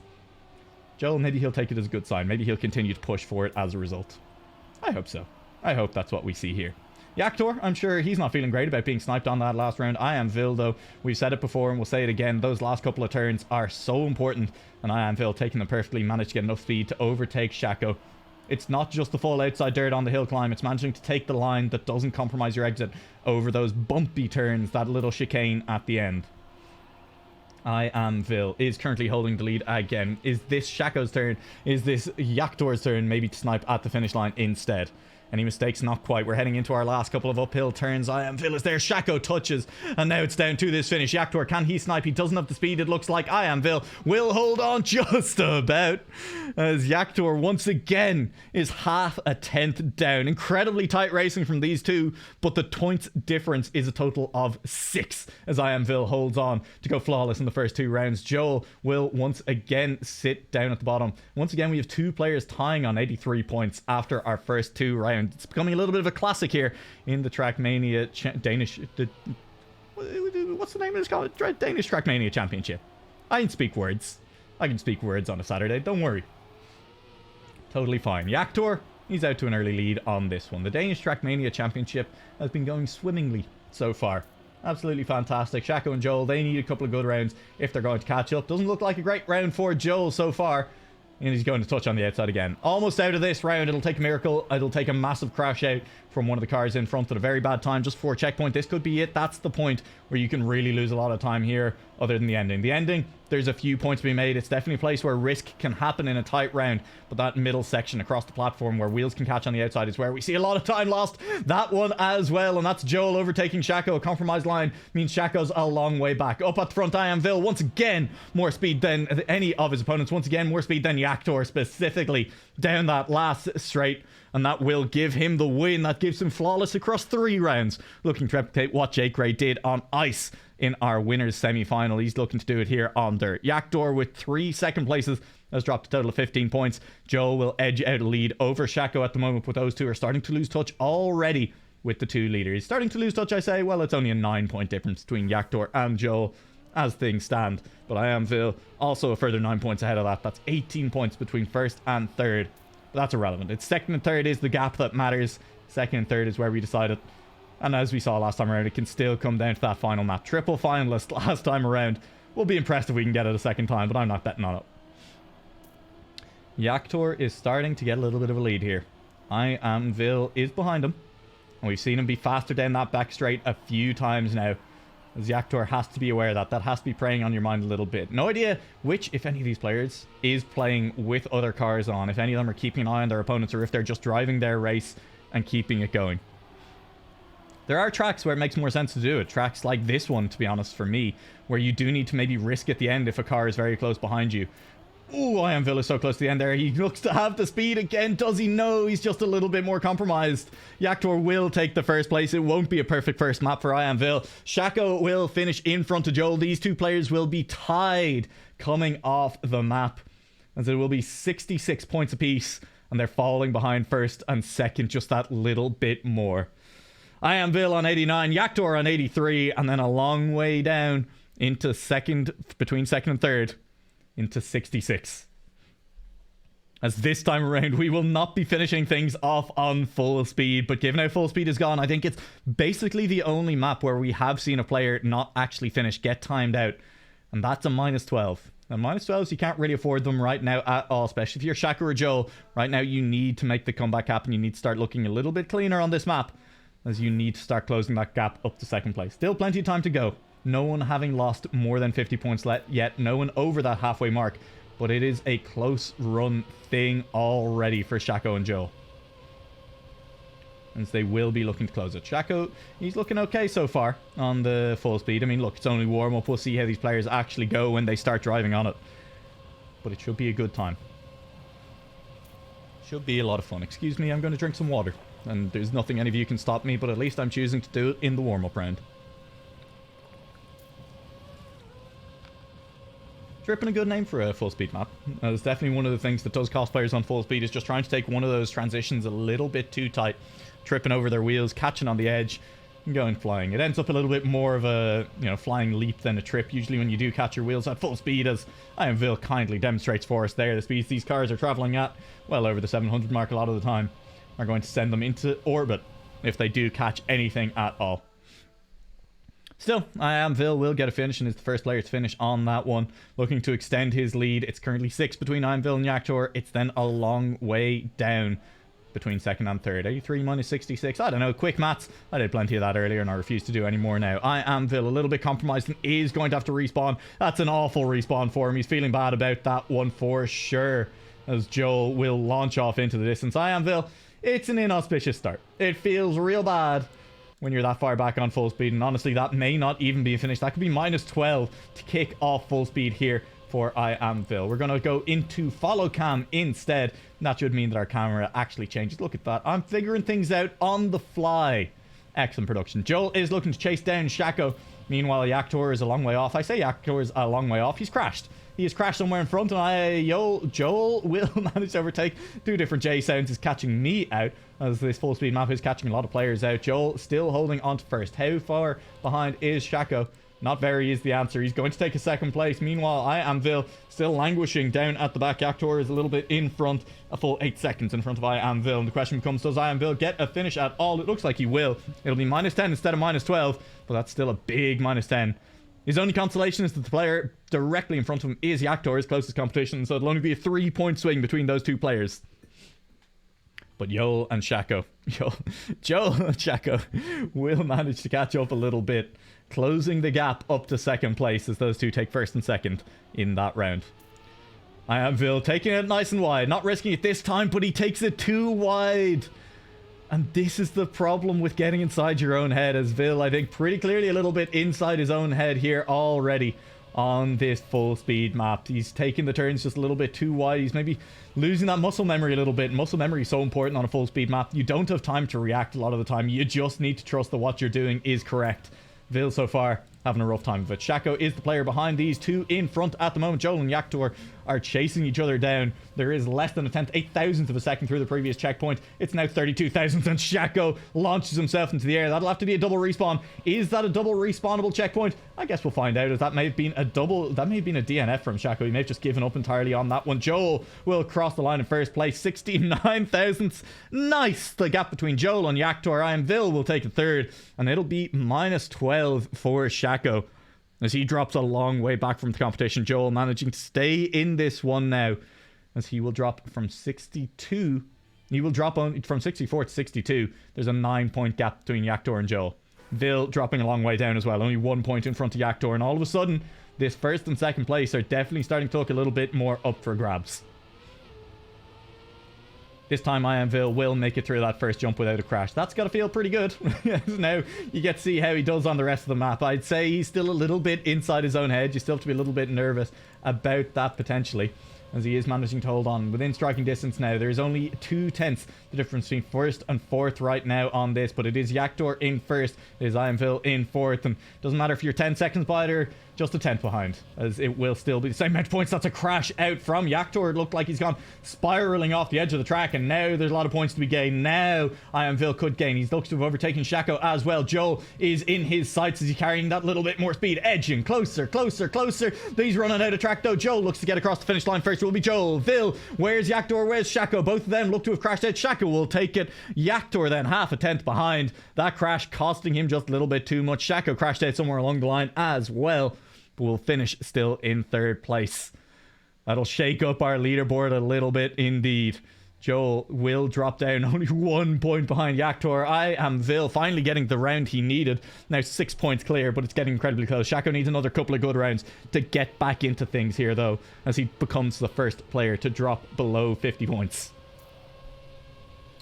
Vil once again getting a clean start here. He could continue to look to extend this lead on this map. Shaco has dropped down into 4th place as the other 3 cars are essentially inside each other as they head through this middle section of the track.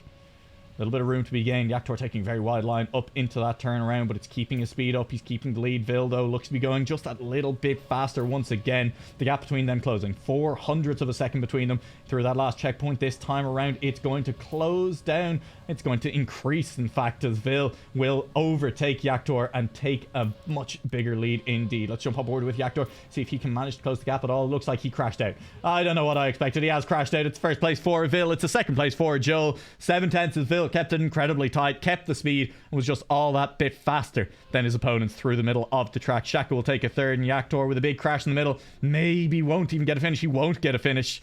And that's a -12 to Yaktor. -12 to Yaktor can ill afford when there's only a -5 for Joel. A big gap opening up there as that is full speed over and done with.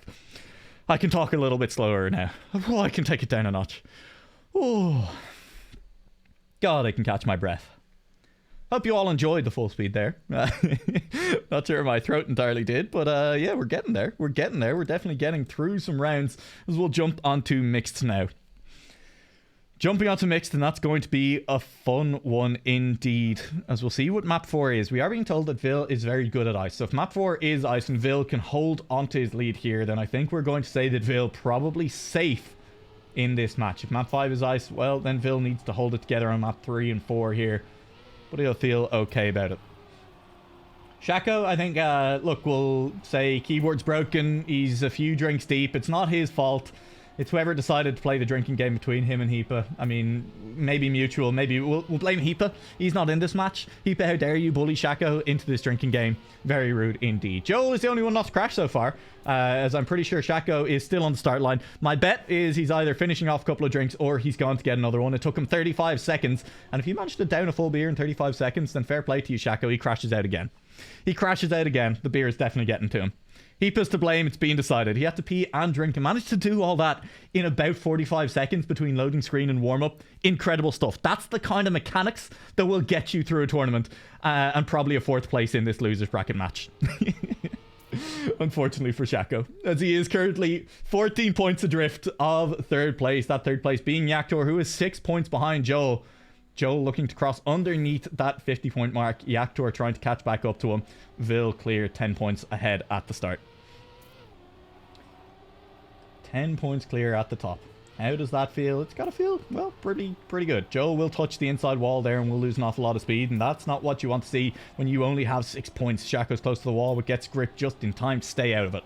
Sitting in 3rd place though, and Yaktor and Vil are good. That's a slowdown for Shaco as he clips a wall. Doesn't even get a bonk noise, but he will clip the wall and he will end up a long way back. And it's Vil and Yaktor. Vil, if he can continue to get 1sts and 2nds, is probably just going to make it through nice and cleanly. But Yaktor versus Joel, that's the battle we're talking about for 2nd place at the moment. And right now it's an edge to Yaktor as Joel is in 4th place and a long way back as well, as Shaco is continuing on in 3rd. Is anyone going to miss the finish here? Shaco will, and maybe there's room to get some points back here for Joel. Shaco, it's an awful respawn for him as well, as it's a misclick for Shaco. Joel will potentially snipe the 3rd place in the end.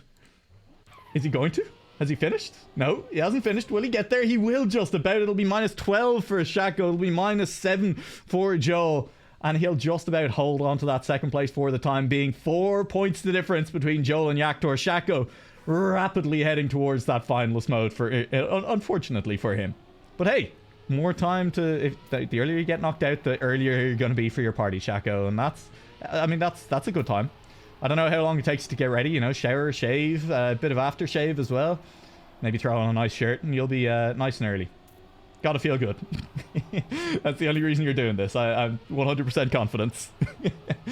Joel is the player at risk right now. He's only 4 points ahead of Yaktor, and we could see that changing in a couple of rounds here. In fact, could change this round if Yaktor manages to cross the line in 1st place, but Vil is looking to keep that pressure on, is looking to keep himself safe. Joel touching a wall there is going to put him out of the race for 1st or 2nd here potentially, as Yaktor keeps things clean and is 2.5 tenths clear. As long as he keeps clean to finish, looks like he has. Joel will go flying out. Shaco might get himself 3rd place. He'll have to go for the safe spin, you feel like. Does he have the speed? Just about. Judges it perfectly. Joel does as well, but it's still a 4th place finish as Yaktor takes a 1st. It's a 5-point swing Sorry, an 8-point swing between Joel and Yaktor, and that will put Yaktor in the lead in second place here as we head into round 3 of Bloodline.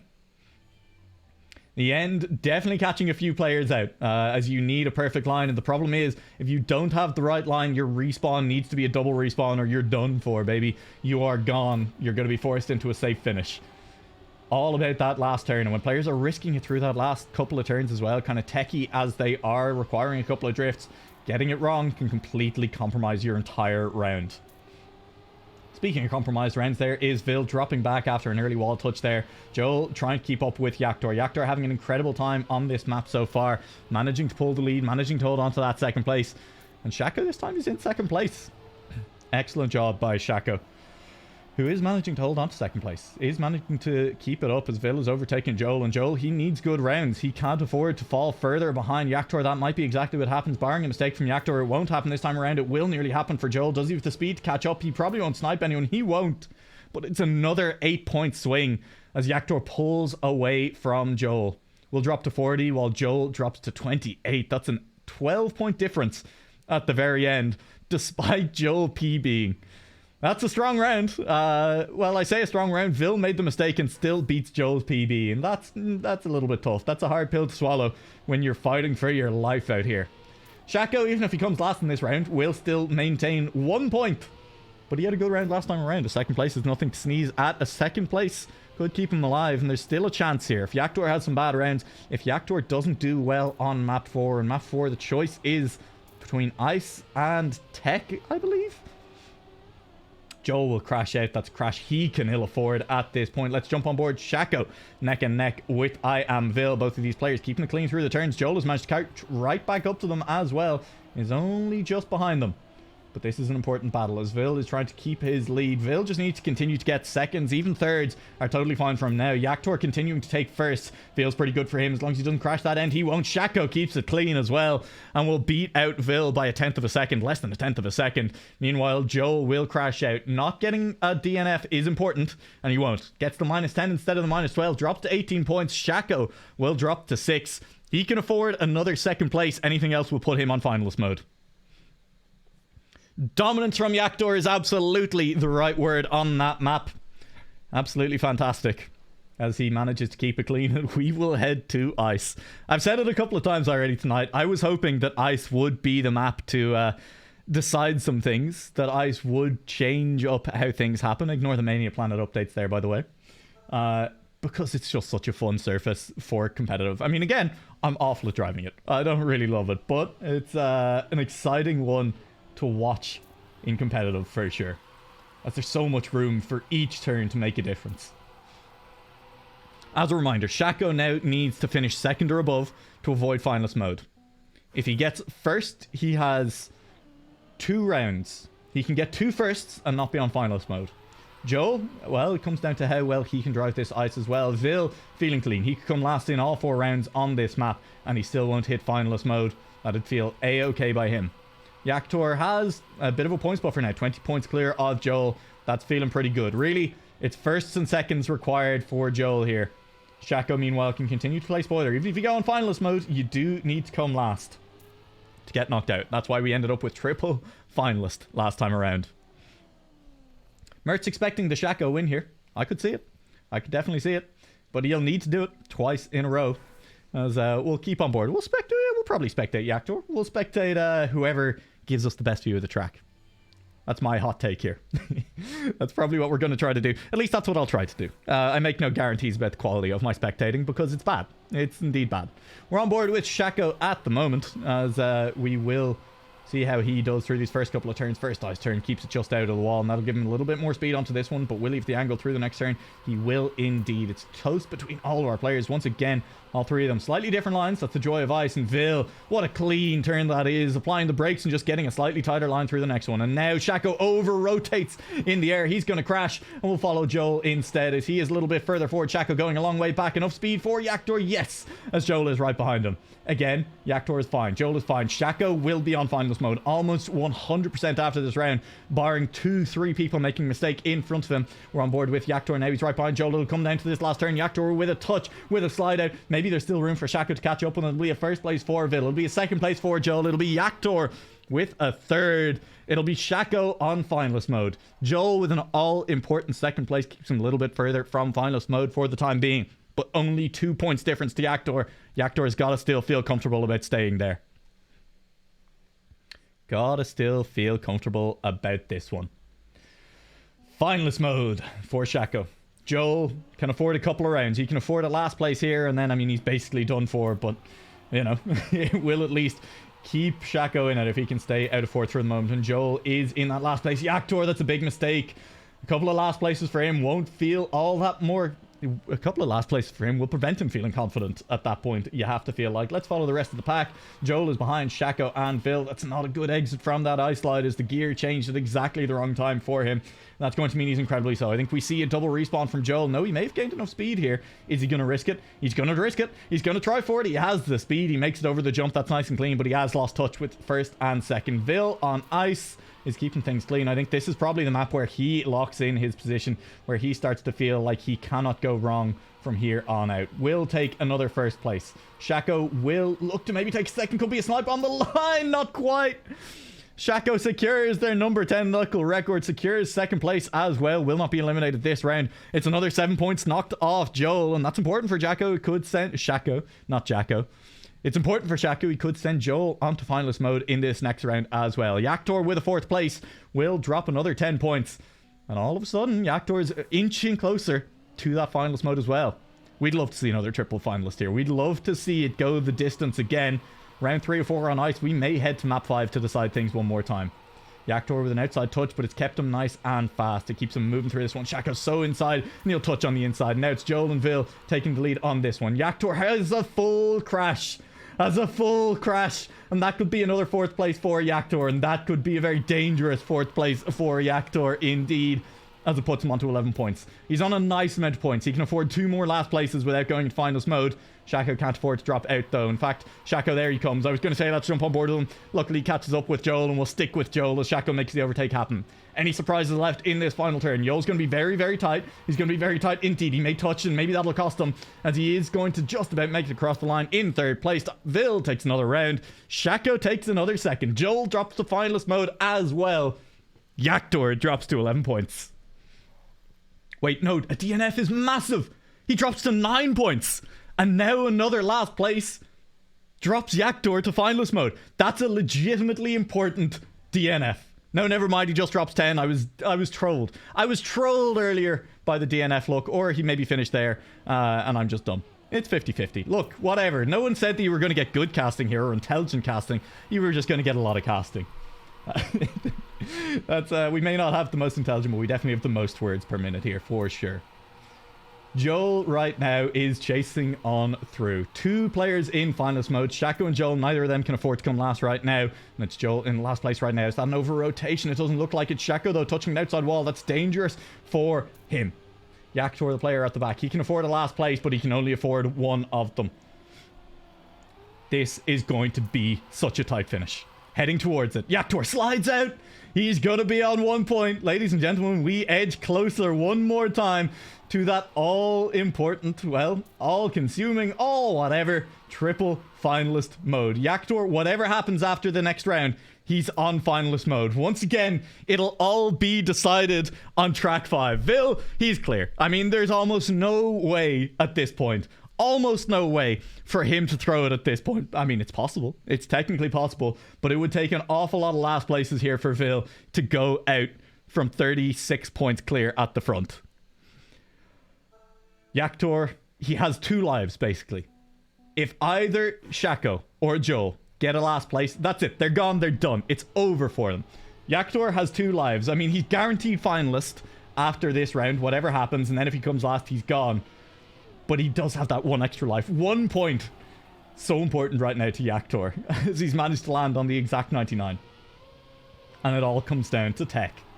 Again, the classic TrackMania competitive style. Little bit of tech. Not the most brutally difficult competitive tech map we've ever seen, but definitely still a tech map. And this is a style that Yaktor is good at. On the tech, we're expecting him to do quite well. You can see him and Vil here in the warm-up. They're up the front. They are battling. They're looking pretty clean. And so Yaktor, should be feeling relatively comfortable. The fact that he has 2 lives compared to Shaco and Joel's 1. The fact that this is a style that he should be comfortable on. I mean, you have to feel Yaktor and Vil probably the players to go out. But this is TrackMania, and anything can happen.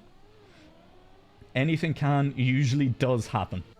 That's it. Warm-up done. 3 seconds, 2, 1. We're going to be underway. It all happens. It all gets decided on Allura by X-Racer.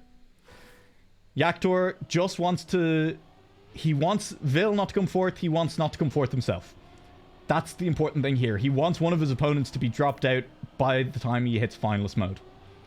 You don't want to enter triple finalist mode because that's where things get messy. And right now, that's how things are looking. Let's jump back down to Joel. We've lost him off the leaderboard, but we won't see them. Shaco, how far back down is he? Because that's what's relevant. This is the fight that matters right now. As Vil and Jaktor take the lead. Joel versus Shaco. One of these players could go out, should go out on this round. Assuming things don't get rough at the end. Shaco wheels lift slightly in the air, but he's not so close that he loses an awful lot of speed. Joel is pulling a little bit further away. The gap between them about half a second right now. That last platform looking good. That was a crash out. Was that a full crash? It looks like Vil has full crashed. It's going to be triple finalist. Barring a crash at the finish line here, we won't get one. Triple finalist. 2 matches in a row. Vil, what are you doing? Come on, man. We're just trying to get out of here. We've got other matches to play after this. But it does make it exciting. We've said that Yaktor should be winning this. Tech is a style he's comfortable on. But any mistake now, and you are done. You're out of here. It is over for you. You cannot afford to make a mistake. I mean, Vil can. He's still 26 points clear. He can still come last in 2 more rounds and he's totally fine.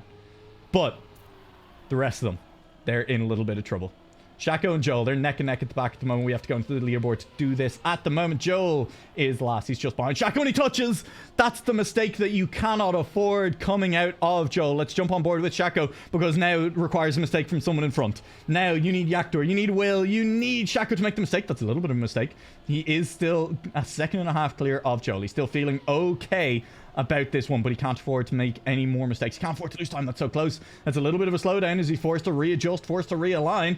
It's now only 7/10 the difference. Shaco, he's getting gained on. That's not an ideal turn. Here comes Joel. He's still a long way back. It's a safe finish for Shaco as he doesn't have the speed. It's only 2/10 at the end, but Joel will be dropping out here as Shaco stays alive by the skin of his teeth at the very end. Yaktor wins another round. Vil, he's only on 21. He is fully comfortable at this point. Shaco or Yaktor? Who makes the mistake? Who drops out? Does it just come down to pure pace at this point? That's what you gotta hope for. You gotta hope for a good showing out of these players. When it's all on the line, don't leave anything on the track. Do not leave a turn left behind. Hey, and maybe Vil is the player to make the mistake. Yaktor is losing this race out to Shaco at the moment. And how far back is Vil is the question as well. He's a long way back. A little bit of a mistake early on. And now he's over a second clear. It continues. It continues. We're going to keep going here. Again, barring a big mistake up front from either of these drivers. And let's jump on board to see if this mistake does happen. Shaco versus Yaktor at the top. Just safe it, boys. You don't need to risk. You're a second clear of Vil. And you only need to beat Vil. Literally nothing else matters. First, doesn't matter. Second, doesn't matter. Just not being third is all that matters. Don't crash the finish. They won't. Yaktor and Shaco stay alive. We keep going here. One more round on this. Vil, he's still fine. He loses another 7. He drops down to 14 points. He can do that twice more before going into finalist mode himself. At which point we will wrap back around. I believe multi-style was where we started this match off. Multi-style will be where we started again. Assuming the maps are queued correctly. I'm not sure we believed we were going to go all the way to map 6. But here is where it maybe gets decided. Yaktor versus Shaco. Again, this is the battle that matters. Vil is just there to keep them in. He's just there. If he comes last, we keep it going. Round 4 and Shaco and Yaktor, they're beating out Vil again. Can you fathom it? Can you believe it? I can't, as Vil is compromised. He nearly touched that wall. Forced to release a little bit, and that means he's a little bit slower, and he goes very deep inside on that. That's not the fastest exit out of that turn that we'll ever see. Yaktor and Shaco, I mean, they're racing. It's neck and neck. It's Yaktor overtaking with better exits from that one, but it doesn't matter. This could matter, as Vil has more speed. He's overtaking Shaco on the inside, but then is a little bit wider on the outside. And now, does he have the speed to catch up? He's going to catch up to Shaco coming into this turn. It'll come down to the last drift. Vil, he's all the way inside. Shaco, he has more speed, though, and he'll hold on just about. Do they crash? Shaco takes it. And they continue on. One more map. Map 6 of 5. As Shaco holds on against Vil, Yaktor continues to take it. Vil can only afford one more last place before we go to triple finalists for the second time in this match. We're back on dirt. We're back on dirt. Shaco not feeling incredibly confident. It's maybe the best way to put it, but hey, anything can happen. We said it at the start of that last map. Anything can happen. Usually does. Triple finalist twice in one match. I'd be okay with that. I think we'd all be okay with that here as spectators. I'm not sure the hearts of our competitors will be okay with it because the stress has to be getting there. Sweaty hands. I mean, this is the point where legitimately things are probably getting okay for Shaco, right? There's a reason that alcohol is banned from shooting competitions in competitive shooting. And it's because it's counted as a performance-enhancing drug. Little bit of alcohol, your hands get steadier. The nerves don't hit you as much. You can make the same thing happen. And Shaco, I mean, sure, the performance is going to be impaired. The reaction time isn't there, but maybe muscle memory will take over. And the alcohol will be suppressing the nerves, the adrenaline a little bit. That's what you got to hope for if you're Shaco, because, I don't know, he doesn't sound too confident on the dirt. I guess we'll see. Shaco is seeing 2 roads at the moment. Yeah, that's not ideal. Yeah, he may have slightly overdone the performance enhancing drug and it's gone into PDD, performance disenhancing drug. Let's find out. Let's jump on board with Shaco, because if we're going to see a crash to the side things, I mean, I think unfortunately it may come from Shaco early on. Vil, if he comes last, we're back into triple finalist. Yaktor, Shaco, if either of them come last, they're gone. They're out of here. That is the end of their competition, and Yaktor has been overtaken by Shaco. Yaktor has been overtaken by Shaco as we head towards it. Shaco, he may be seeing 2 roads, but it doesn't matter. He's picking one of them and he's driving perfectly on it at the moment, going over to Yaktor. It's a crash. No! Shaco's gone. Shaco's gone. He couldn't pick the correct road that time around, but Vil might crash out as well. No, he just about keeps the car on the road. Has to be a mistake now as Shaco is so far back down the road that it does feel like this is it for his competition. It does feel like he's dropping out of the lower bracket here. That's why Yaktor won't crash the pole. Touch on the outside here could still mean Shaco could catch up, but it probably won't. It'll take a miracle at this point. I think that's it. I think it's Vil in first. I think it's Yaktor in second. Just about makes it across that line. And Shaco, God knows how many drinks deep he is at this point, but he will finally drop out of the competition. It took 21 rounds. But it will be Vil and Yaktor staying alive in the competition, moving on in the lower bracket. It'll be Shaco and it will be Joel dropping out of the lower bracket, dropping out of the TrackMania Danish Championship. And I mean, hey, what a performance, right? If you're at the point that you're seeing 2 roads, then to keep that clean, you got to be feeling pretty good. I mean, look, it'll continue on here a little bit. I guess Vil will see if he can knock Yaktor out this round as well. Why wouldn't you? Of course, if Vil lost here, we'd be back in double finalist mode. So we may as well stick with it. If these 2 players want to see who can win out from this position, why don't we let them? Wow. What a match, though. What a match. The tech comeback, absolutely huge. You're absolutely right, Shaco. That was Yaktor showing what he can do. We said it was the map he was going to be most comfortable on. He absolutely showed that. He looks to maybe make the comeback happen. We could still, quote-unquote, win this match. It's literally irrelevant at this point, as I believe it'll go in the records as Vil winning, given that when the final player was knocked out, which was Shaco, it was Vil who had the lead. But Yaktor looks to put him onto finalist mode here as well. I mean, hey, let's follow it to the end, right? Double finalist mode, baby. Let's see how it goes. That was a close finish, 2.5 tenths between them. An awful lot of fun. An awful lot of fun indeed. We will be moving on from here afterwards into, I'm going to say, our losers bracket round 2. I'm not sure exactly which match we're going to be going to. I'll get that information off Johan in just a brief moment and we'll tell you who we're doing. Joel is being donowalled, meanwhile, by people in chat. It's a good time in general, excuse me. I've dropped frames there for you, but I'll bring them all the way right back. Yaktor might make the comeback on Tech and on Dirt to come, quote-unquote, again, first in this map. Won't go on the records as such, and it doesn't literally matter at all. But both of them touch at the exact same place.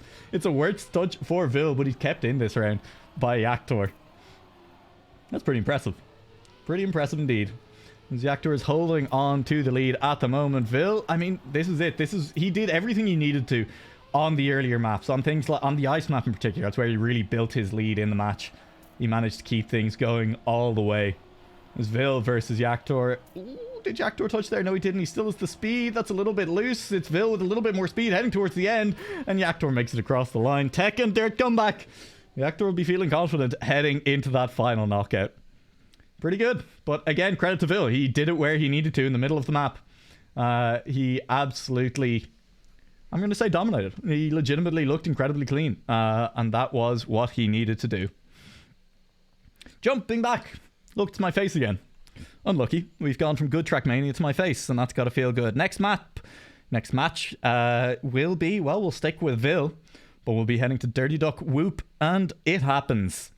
We've seen everyone except It Happens so far on stream today, and that's going to be a fun time. Let me just try and get my way into that map nice and quickly. Oh, the scoreboard is in the way, and I can't. Well, we'll get there when the map changes over again. GG is correct. Oh, I'm kicking my camera around. Excuse me. Just trying to make sure that everyone gets a little bit of motion sickness. If it's not from full speed, then it'll be from me kicking my camera. Join this room. Couldn't connect. I've once again turned caps lock on. That's on me. That's on me. Let me... Ooh, I've remembered to join as a spectator this time. God, I'm getting so much better at this whole production thing. Deployer who? Don't need the guy. Don't need the guy. That's a lie. Please come back. Doing my own production is so difficult. Alright, looks like we should be getting players into this map. In fact, it looks like they are all here already. So why don't I swap us back over to a little bit of TrackMania view. Let's look at a little bit of TrackMania. You guys like TrackMania? I like TrackMania. In fact, I would go so far as to say I love TrackMania Esports. Deployer right now, I believe, is getting paid. Getting that money. Something I can't afford to do all the time for him, but you know. We love to see the boy succeeding. We love to see people we know doing well. It's a good time. Let's jump on board. We're going to be kicking things off with Night Owl, it looks like. Should be a fun map. As I say, I do love seeing the ice near the end. I love seeing it decide rounds. I love seeing it decide matches, but I'm okay with it starting it off, as it does tend to create some pretty big gaps early on. Vil could look to kind of put the pressure on his opponents. He did very well on ice last time around, and could look to do the exact same thing here again. Deep breaths, everyone. Deep breaths. Final match of the day. Should be close between Vil and Whoop. That's what we're looking at here for this map. Should be an exciting one once again. As we have now been streaming for about 3 hours. 3 hours of top tier TrackMania gameplay. I'm impressed that it was the Danish championship and not the Irish one that we had a couple of weeks ago, where there were players playing drinking games. I think we need to get the Irish to step up their game a little bit more on the drunken side next time around. We'll talk about that. Maybe just a separate drunken... Maybe 2 categories for the Irish one. Sober versus drunken TrackMania. Now there's an idea for a competition. What's that form of Mario Kart? Beerio Kart? That's not correct. Everyone should not be a finalist. Yeah, we'll skip that round very quickly. You know Beerio Kart, where you play and then you have to finish your drink at some point during the race and you can't cross the line until you do? We should definitely get a TrackMania competition to that going as well. You're going to need face cams on, or at least some way of, you know, confirming. Maybe we send them a referee to everyone's house, and like even if you don't turn on camera, you have a referee sitting in your room staring at you play. That could work. That could definitely work. We can find enough people to be referees for that. I'm lying, of course. Let's not try and send referees into everyone's houses. Let's not dox everyone. Maybe. Is that Hatsune Miku I see on Vil's car? Some weeb shit. I can't insult Yatta for it in the Irish TrackMania, in the Irish Open Cup, and not insult Vil for it a little bit. But I mean, hey, at least it's a nice skin. It's pretty. Can't see it properly in the dark here. Maybe that's why he's doing so well on the ice. He's not worrying about what people are thinking of his car. Or maybe he's proud of his car. And he's just coming first to show it off. Hard to tell. But Vil, again, this is the map where we expect him to maybe try and get out ahead. How do I know Hatsune Miku? Because I'm, you know, a person who's been alive and on the internet for the last decade or so. Feel like it's not that crazy. Maybe it is. Maybe I'm just showing my true power level myself. Hopefully not. Hopefully not. Yeah, maybe we should stop talking about anime and play some TrackMania. A little bit sus. Yeah, I'll cop to that. You got me. It's a fair cop, Governor. we're going to play some TrackMania. We're going to jump here onto Night L, Mikey B's map. How's Mikey B doing in this competition? Is he still alive? We're going to lose some frames here for a quick second as I just go and check the bracket. Mikey B, somewhere. I've lost them. Was Mikey B in this competition? Oh, he didn't make it out of the group stage. That's right. I'm not toxic. It's fine. It's fine. Let's jump on board with It Happens. Touching on the outside at the moment, and that's a big crash, and that's going to be a double respawn forced on this next jump. Do the 4 players, the 3 players in front all make it? They do. And that means that we're going to jump on board with Vil, who is out in front at the moment, gaining power from having God and Anime on his side. He's flying through this ice track as he flew through it last time around. The players behind him, Dirty Duck and Whoop. It is going to be Dirty Duck falling a little bit further back. Whoop will cross the line in second as Vil will take first place. It Happens dropping into fourth and will lose an awful lot of points. Round skipped, and that means something was going on. We're not going to be starting on ice after all. Well, a little bit exciting there, and I guess, does that count as me casting a warm-up round? I'm not going to count it, but, you know, I guess chat can try and bully me into counting it if they want to. It's okay, all are nice. I mean, hey, it's whatever it is. It's match 4 on stream, but it is about match 10 happening today. There's been a lot of TrackMania happening, and full credit to the admins working behind the scenes to make competitions like this happen. We're all having a fun time watching, but these tournaments genuinely don't happen without the admins, and they don't happen without the mappers either. And of course, one of those mappers again being Kaesla. We love to see the Waypoint mapper getting involved, and we love to see mappers getting involved in domestic projects. It's always a good time. And we love to start off here on a bit of multi-style. Definitely one of the maps I think that we've seen the most mixed results from players on, and the finish of course on this map, that last grass hillock, allowing players to really make or break their entire round. That's led to some very exciting finishes overall, and has led to some pretty clean snipes as well. Of course, dirt turns in general, you will just see players doing exactly what Dirty Duck did and sliding out, crashing into a wall, and losing their round as a result. But hey, get it out of your system in warm-up. That's totally fine, and you'll be okay doing that. Big slowdown there for Dirty Duck. Will he still have the speed to make it? Yeah, he will. He'll be fine, and it's only warm-up. Totally fine. Getting across that line, looking good doing so. Back in the NASA car, with the SpaceX on the front. There's some pretty clean car designs in this lobby in general. I haven't actually paid attention to It Happens and Whoop, but I guess we'll do that during live rounds, because hey, we definitely don't have better things to do in live rounds than just look at car skins, right? Ooh, Whoops is kind of clean as well. That's nice. That's nice. Yeah, it's nice. Looks pretty clean. We're on board with Dirty Duck as we get underway here on Bloodline. This is, of course, our lower bracket round 2. 2 players drop out of the competition. 2 players move further on to take on the next 2 lower bracket, not entrance. What's the opposite of an entrant? It's been 3.5 hours of stream. It's been 3.5 hours of talking with a little break for Crab Rave in the middle. And I'm losing my mind. That's a big crash out there. It Happens and Whoop will be the 2 players looking to take first and second on this one. Vil will be behind Dirty Duck. He won the first round, but the first round didn't count on ice, as we're on to multi-style instead. And Vil, instead of being -2, looks to be going -10. There could still be a crash. We said before, this end does catch people out. It might catch out Dirty Duck. No, he keeps it clean. It Happens, forced to go safe, and Dirty Duck will make the overtake happen. It Happens doesn't get across that finish line. Looks like he bonked the finish and gets sniped by Vil at the end. -7 instead of -10 for Vil. And it'll be It Happens down in 4th place. Whoop holding on -2, Dirty Duck with -5. Me just showing off that I can still count at this point, that I can still do the little bit of math. In fact, mostly just that I can still read. There was no counting at all involved there. Dirty Duck versus I Am Vil versus It Happens versus Whoop. We've seen a couple of perfect map ones. We've seen a couple of perfect maps in the middle. Generally, it happens on a very distinct style, though. It happens on the ice. It happens on the full speed. It tends not to happen here on the multi-style map that we see people get a perfect map. But this could be it. It won't. We'll full crash in the middle in the worst place possible as well. On another checkpoint. Loses you so much time. And that leaves the way open. It Happens. We'll touch on the outside as well. It comes down to Dirty Duck versus Vil. How far back is It Happens? He's a little way back. Not so far back that a mistake from one of the others won't cost them the position at this point. But both of them look clean. They've taken the angle correctly. Vil versus Dirty Duck on the line. It is Vil who gets across. A 1/10 of a second between them. It Happens holding on to the 3rd place, and Whoop just cost by that map from hero to 0, -2 to -10, and he's down to -12 altogether. Little bit unfortunate for Whoop, as it happens, points out the bonk at the end of the round as well that happened to him. It cost him 6 seconds nearly on the track there as we head to round 3 here on Bloodline. My voice dropped out from under me. Well, it's been a good run, everyone. You could maybe hear the real voice reveal there for a quick second. It's breaking. I swear I'm over 20. I'm not hitting puberty. Maybe second puberty? Maybe just a cold catching back up with me. Who can tell? Who knows? I do, and I think I can tell you it's a cold that's making its vicious comeback here after 3.5 hours of talking, but it's fine. We'll keep on moving, and I don't have to talk for an awful lot longer. It Happens is in second place at the moment, just behind Dirty Duck.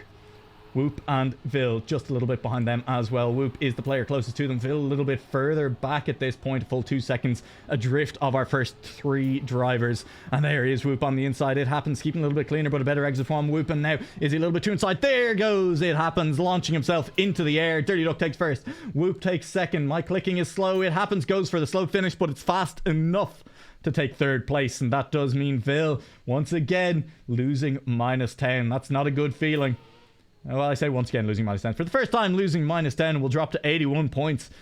This is a much more back and forth lobby than we have seen on map 1 in any of our previous matches. 88 to 83 to 81 to 76. Little bit of differentiation here in the middle, but definitely any of these players could still shake things up. Anything could still happen on this last round as we head towards map 2. It Happens, definitely a little bit upset at how that last finish went for them. Understandable. It was not ideal, and it's something that we've seen, I think, nearly every player we've watched do at some point today. We've seen nearly all of them manage to go flying out the side. Whoop now a little bit back, has made the mistake, is a second and a half behind the rest of the pack. Will there be another mistake? I think in general on this map, you can put the safe money on yes, there will be another mistake here at some point from one of these drivers. Will it happen on the dirt turn? Phil is going to get very close to that wall. Releases a little bit and takes that outside perfectly. It gives him the speed edge over a Dirty Duck, but forced to release near the poles to avoid a crash. And it's a 1-2-3. It Happens, Dirty Duck. I am Vil. It's a little bit more speed for Vil. I think he's going to snipe. He will snipe at the end as Dirty Duck gets overtaken, but he takes the safety, and it's only a 4-point swing. -5 to -7 between I am Vil and Dirty Duck. And Whoop will take the -10 again. And Whoop, it's been a very up and down round, a very up and down map for him in general. 2 -10s will drop him down to 73 points, but he's not that far behind. It's only 1 point, in fact, behind its closest rival, who is It Happens at the moment. Very close first match. On to full speed. Honestly, it's a nice one. We get the full speed out of the way because this will be a big point swing for some of the players. This is the only place we've seen players DNF, really, as big mistakes can cost you massively. Checkpoints can just be very difficult to respawn on in full speed in general. And that does mean that we could see gaps open up here. Dirty Duck will be looking to do exactly that. Looked okay on the full speed last time around. The last time we saw him. But the gap between second and third right now, between Vil and It Happens, is so close. This is the chance, really, for Dirty Duck to make his mark on this lobby, to really push the other players further down. This is around the time. Map 2, Map 3 is where Vil, in our last map, excuse me, started to get further ahead. And we saw it got close at the end. So if you do want to get safe, Map 2 and 3 are the places to do it. Especially given there is an ice map looming in the future. One where we expect Vil to do very, very well indeed. Dirty Duck, though. This is the player. I mean, he could do it. Whoop, though, could do incredibly well as well. I mean, just looking at this warm-up, I mean, that's 6,000ths of a second. If that was rounds, that'd be GRs all around. As it is, it's only the warm-up. Only the warm-up, but that's a warm-up to feel pretty good about. Map 2 here on our last map of the day. Our last match of the day. Definitely not our last map. We've ways to go. Only 2 players below 75 points and 1 player 1 point in front of that. A quarter of their points gone each, and Dirty Duck, the player who's a little bit clear of the pack, but it's only 5 points. It's not feeling all that safe just yet. He is out to an early lead here, but it all comes down to these next couple of turns. Who builds their speed earliest on this full speed map? Who manages to carry through the rest of the map? Right now, Dirty Duck managing to do it, managing to hold on, managing to just about extend that lead a little bit. He's gone from 75 he's doubled it up to a 1.5 tenths. 1.5? Yeah, that's close enough. Dirty Duck will continue to gain that lead a little bit, as we will see Vil overtaking It Happens, who has lost a little bit of speed as well. Dirty Duck extending. Whoop holding second. Vil is faster though. This could come down to the very end between Vil and Whoop. There goes Vil. He is that little bit faster. He's ahead of Whoop at this point. It Happens is a long way back. Whoop and Vil. Who comes first? Vil will hold on. 1/100th of a second between them. It happens, lost touch of the pack a little bit there, and Dirty Duck manages to stay clear in front. We said this was the map where maybe he could build his lead. He will extend it, but only slightly. Vil will stay in front of Whoop. And the gap between first and second opens up. The gap between second and third opens up a little bit as well. Not insurmountable, but I mean, with only 4 players in the match, the biggest possible point swing is only 8 between first and fourth. And we're nearly touching that between each of our positions. In fact, that is the gap that we have between Dirty Duck and Vil at the moment. It's nearly the gap between Vil and Whoop. 7 points of difference between those 2 players at the moment. So, sorry, 5 points. Maths! I'm very good at it. It happens once again, losing a little bit of touch with players. It's starting to look like he's going to come out the loser on this full speed, unless there are clear mistakes from the players in front of him. And I mean, you don't want to be counting on that at this point. Jumping on board with Dirty Duck, he's neck and neck with the players right beside him. Him and Whoop are definitely fighting right now to keep this one going, and it is going to be Dirty Duck edging out the speed advantage at the end. He will finish in front of Whoop. They will both finish behind Vil, who will open up the gap between him and Whoop even more. Whoop continuing to drift away from that first and second place. Dirty Duck and Vil, they'll be totally fine swapping backwards and forwards those first and second places. As long as Whoop and It Happens are still behind them, that's fine by them. 5 points of difference between Dirty Duck and Vil. 10 points of difference between Vil and Whoop. That is outside position change at this point. Even if it's first place for Whoop, even if it's fourth place for Vil, we won't see the overtake happen in one round. And that's an important threshold to cross. That's that little bit of safety you're looking for. Of course, we're still a long way from the end of this match. Still not even at the halfway mark. It Happens could be the player to cross that halfway mark in this round. Could be the first player to drop down below 50 points. He is sitting at the back once again. He's just not as consistent as his rivals at finding that speed early, at snowballing it into speed in the rest of the map, and that is the skill that we're looking for on full speed.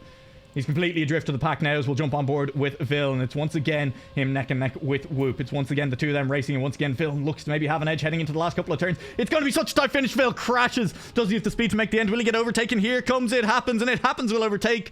Vil will crash out and is forced to go back to the respawn, and this time it'll be clean. Doesn't make the same mistake twice, but what a mistake that could turn out to be. That's going to be a big swing as Vil will lose -10. Whoop will head up the leaderboard a little bit. And now they're back to within an 8-point deficit. As Whoop could have made a little bit more happen there, but couldn't quite. Dirty Duck is pulling away from the field a little bit. This is where we said the map, maybe he could start to open up a gap. He's 10 points clear. It Happens has just crested the 50-point mark. He is now gone. Half the points that he started with out of there. And once again, he will be falling a little bit behind. He's a 10th behind already in the first couple of checkpoints. And it's rough. It's definitely rough for It Happens at the moment. And you know what? It does happen. That's life. But you sometimes have to drive on these full speed maps. And right now, it's a better start for him. And he will be a long way ahead of Vil at the moment. And he'll be ahead as well. That's another big crash, though. And Vil could overtake him again. He could overtake him. It Happens is flying out in the air one more time. It's a 4th place still for Vil, but I expect that to change here at the next checkpoint. It will. He's up into 3rd place as Dirty Duck versus Whoop towards the end. Dirty Duck in 1st place. Is there an overtake for Whoop? Oh, it'll be close, but it won't quite happen. 17 thousandths between the two of them. The finish coming through for the other two players. Vil will take 3rd place, and It Happens. Well, he's just had a couple too many crashes happen in the middle of the map. It looked like this might be a chance to take another couple of places, a little bit more of a bite out of the lead that Vil had, but it will not happen for him. Whoop, though, will be happy to gain back a little bit, and Dirty Duck will continue to extend his lead. 70 points to 55 at the top.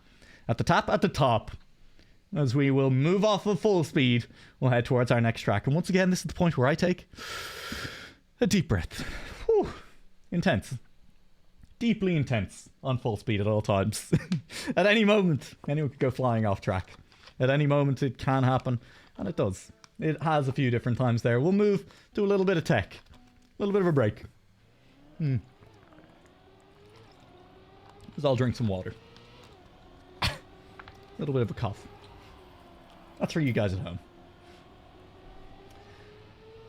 Oh, very nice. Good competition so far. 12 points between It Happens and Whoop. It Happens definitely the player most at risk, but generally speaking, we have been seeing a lot of multiple finalists, so wouldn't count It Happens out of it just yet. It'll be a hell of a comeback, though, if he can make it happen from here. The battle for second place, I think, where our eyes have to be, Whoop and Vil. Well, I mean, first of all, it's where our eyes has to be, because that's what will decide the two players to go through. But Dirty Duck is continuing to extend a little bit. Maybe we can get a confirmation from our admins at some point as to whether ice or... What's our last map type? Is it dirt? Have we not played? No, we play. Yeah, okay. Ice or dirt on map 4. We'll figure that out, as well as ice is definitely the one that a lot of these players will be hoping for, as we have a lot of good ice players in this match in particular, and so that could be very exciting. I think that's what we'll hope for map 4, is it could provide an exciting climax for this match. But we'll wait and see. We still have to get through a tech map first. We still have to see if any of our players drop to finalists here on map 3. It'd be a surprise, but we do expect to see a couple of players on the cusp of it. We do expect to see a couple of players struggling a little bit to get through this round. Vil, he takes a nice early lead. Meanwhile, it happens down at the back, but he has managed to overtake Dirty Duck. And he's managed to overtake Dirty Duck by a lot, as Dirty Duck has crashed out and is now a long way adrift off the field. Adrift, a word I've used a lot today. These are cars, not boats, Alex. Get it together. It happens, though, is very close behind. Vil. Whoop is there as well. Whoop and Vil are getting very close to each other, and this second place is going to matter. Dirty Duck at the back. That'll be a bite out of his lead. 15 points isn't that comfortable on map 3. That'll be Vil taking a first place. Whoop just about makes it across the line. Not that comfortable in front of it. Happens at the end. And Dirty Duck with the guaranteed -10 at this point. As I am Vil will claw his way away from Whoop by another 2 points. 3 points, excuse me, between first and second. Next map will be the ice map. That's going to be a very exciting map 4 between these players. Looking forward to seeing how that one does play out. But again, 3 rounds left here on tech before we get there. It happens. Needs to stay out of that last place. Honestly, 3 last places for It Happens, and he's on finalist heading directly into the ice. Well, we're talking about the ice players, then it's really, I think, the other 3 names are the 3 that I've seen in chat as the ice players. So It Happens needs to keep things together, needs to keep good positioning on this tech map. That's a good turn. That's a good first step as he overtakes Whoop. Whoop now just a couple of tenths behind the rest of the field as he tries to catch up with the other players. That turn's going to be a little bit slow as he has to take it wide and then release maybe a little bit to try and stay inside that pillar. Didn't have to release all that much if he released at all, but that's a little bit of a bounce. That's not exactly what you want. It Happens with a full release, though, is now going to be overtaken by Whoop. That speed starts to tell across the platform section. Whoop is heading towards the end. If he keeps it clean, if he keeps the speed, he should be ahead of It Happens. It should be a win for Vil. Dirty Duck is forced to go for the safe, and he will still get across it before Whoop could get to the risky fin. And It Happens, making a mistake at the end, will drop back 2 seconds. Drops to 20 points. It's a spooky time for It Happens. I'm not sure what Vil was saying there in chat. I've only just noticed he said spooky as well. I'll assume that I soul read him as he said it at the same time. And It Happens points out that, yeah, it does happen.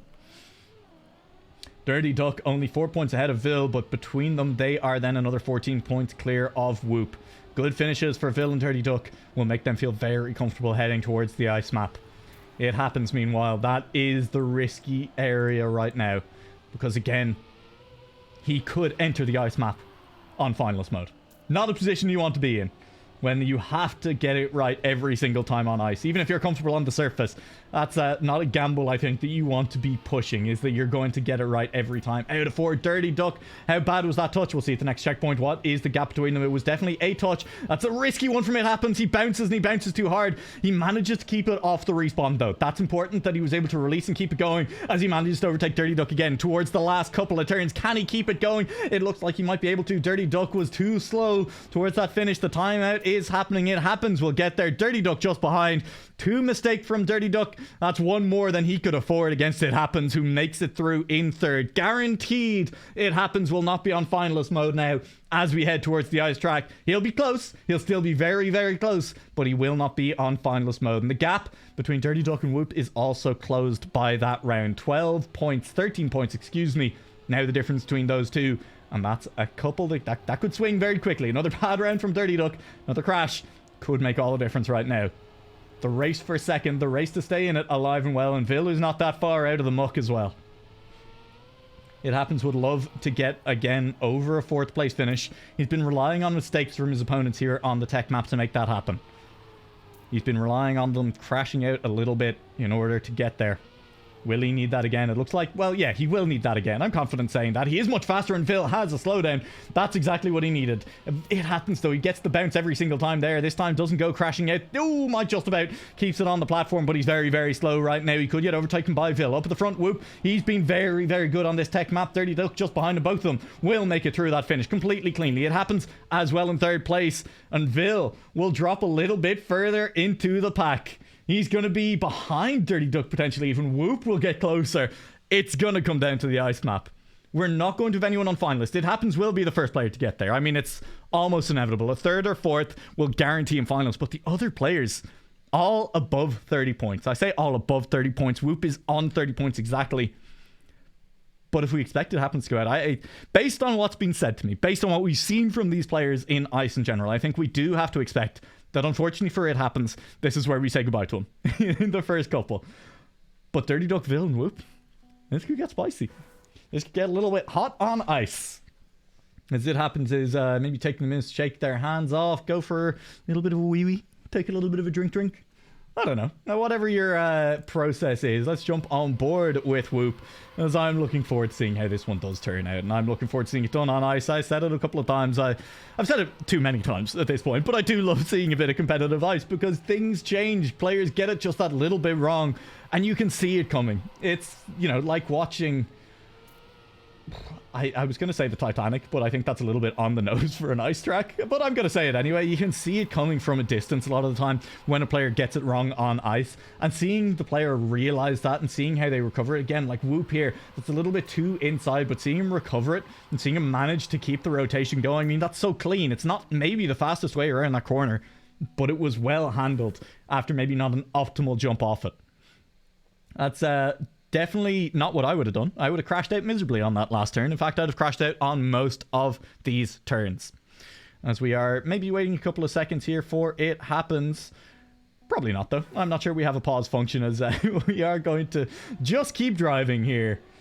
I am Vil, Whoop, and Dirty Duck. This is the position where these three need to avoid finalist. It happens is going to be on finalist almost inevitably here. He is already just at the back, but he will be holding on just a little bit. I believe that's into the breach. Car skin.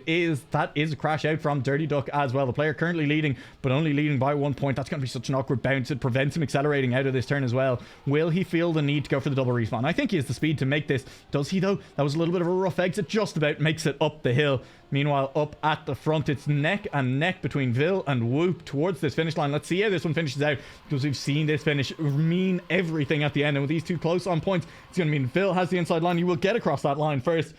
Whoop takes second. It happens takes third. And that means with it happens taking third, does drop to finalist mode. Dirty Duck loses a full 10 points and will drop below Vil by an awful lot here as we finish round 1 on Night Owl. I am Vil, 37. Dirty Duck on 30. Whoop on 25. It happens on finalist. Last place is it. That's it. You can't afford that anymore. You cannot afford to do it. Dirty Duck with a little bit of touch on the inside, but it's at an okay time. It does mean that his car will stay alive. It does mean that it'll take it. It happens. I think this is the round. I think, look, let's jump up to the front and maybe see if any of these players crash out, because that's what it will take. Dirty Duck with a touch. It's not a full crash out. He's still set up well for the next turn. He's going to lose the gear, though, and all of a sudden, it happens, might be back in with a shout, because Dirty Duck does not have the speed for this. He definitely doesn't have the speed for this. Dirty Duck, you can't risk that. You needed to double respawn as soon as you got around that turn. That's maybe the opening it happens needed. He's still so far back, though. It happens still not going through that previous checkpoint. I think Dirty Duck is still safe. Maybe getting a little bit lucky there. It happens, having given up. It's an incredibly tight race up the front. Whoop versus I am Vil. 7,000s between it. Dirty Duck is going to crawl across this line. Limping, battered, makes it in the end with 4 seconds remaining on the timeout timer. And it happens. We'll drop out of this match. We'll drop out of the Danish TrackMania Championship. Incredibly well raced up at the front. And I mean, hey, all those points still do matter. 35 for I am Vil. 23 for Dirty Duck. 20 for Whoop. And only 7-point loss available at this point. No more -10s, only -7s. I mean, Whoop has at least 3 rounds before finalist. Even if he loses every one of them between now and then, which is definitely not guaranteed. We will be finishing things off, it looks like, on dirt. barring us in finalist mode again, barring a triple finalist, bringing us back to the first map again, it could happen. It's more likely than you think. But this is neck and neck, and this now is just the race for points. This is the race to try and keep taking those first. -2 versus -5 is so relevant at this point. Vil is starting to feel comfortable, but he doesn't want to be getting those third places. This is going to come down to this last turn once again, and that is Dirty Duck on the outside. It's going to be so close to the finish line. Dirty Duck will beat out Whoop. Less than a third of a tenth of a second in it. As Dirty Duck just about snipes away Whoop. What a race that was. What a round that was. It'll be Vil continuing to hold the lead, and what an important first place that was. The -2 over his rivals puts him well clear. 15 points clear of Dirty Duck and Whoop. That gives him a few rounds grace. The times are insane. The drivers are clean. Plenty of practice on this map at this point, and they are showing it all off. Well, okay. Yeah, my bad. Bit of a caster curse again. Dirty Duck a long way back. Let's jump up to the front because this is where the round will be decided now. A first, a second, maybe a mistake from one of these two drivers. That's what matters at this point. As Whoop over-rotated, it doesn't look like it. Looks like he's perfectly calculated the turn this time around. Vil is a little bit behind. He comes into the jump with a little bit more speed. A couple more ice slides through the back half of this map. One left, a couple of rights, and we'll head towards the finish.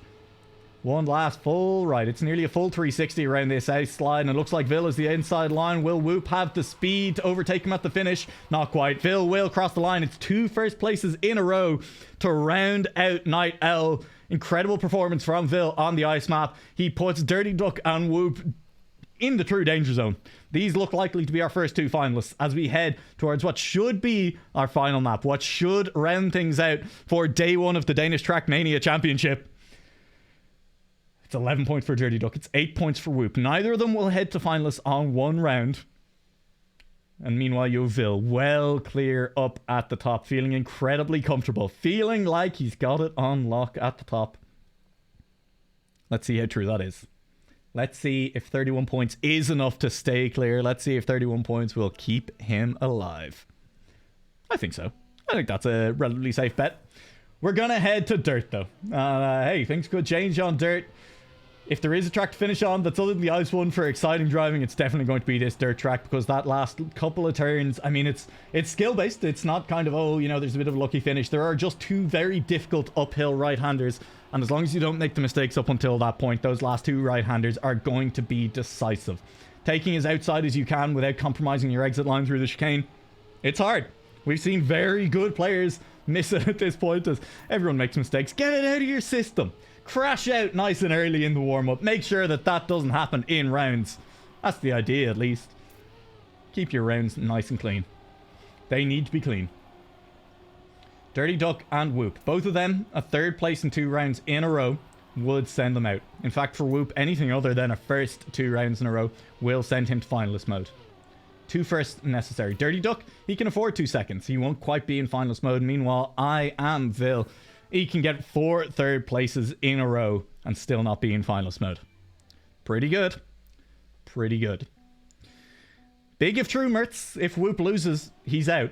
I think that might be true for all of these players at this point, but maybe especially true for Whoop.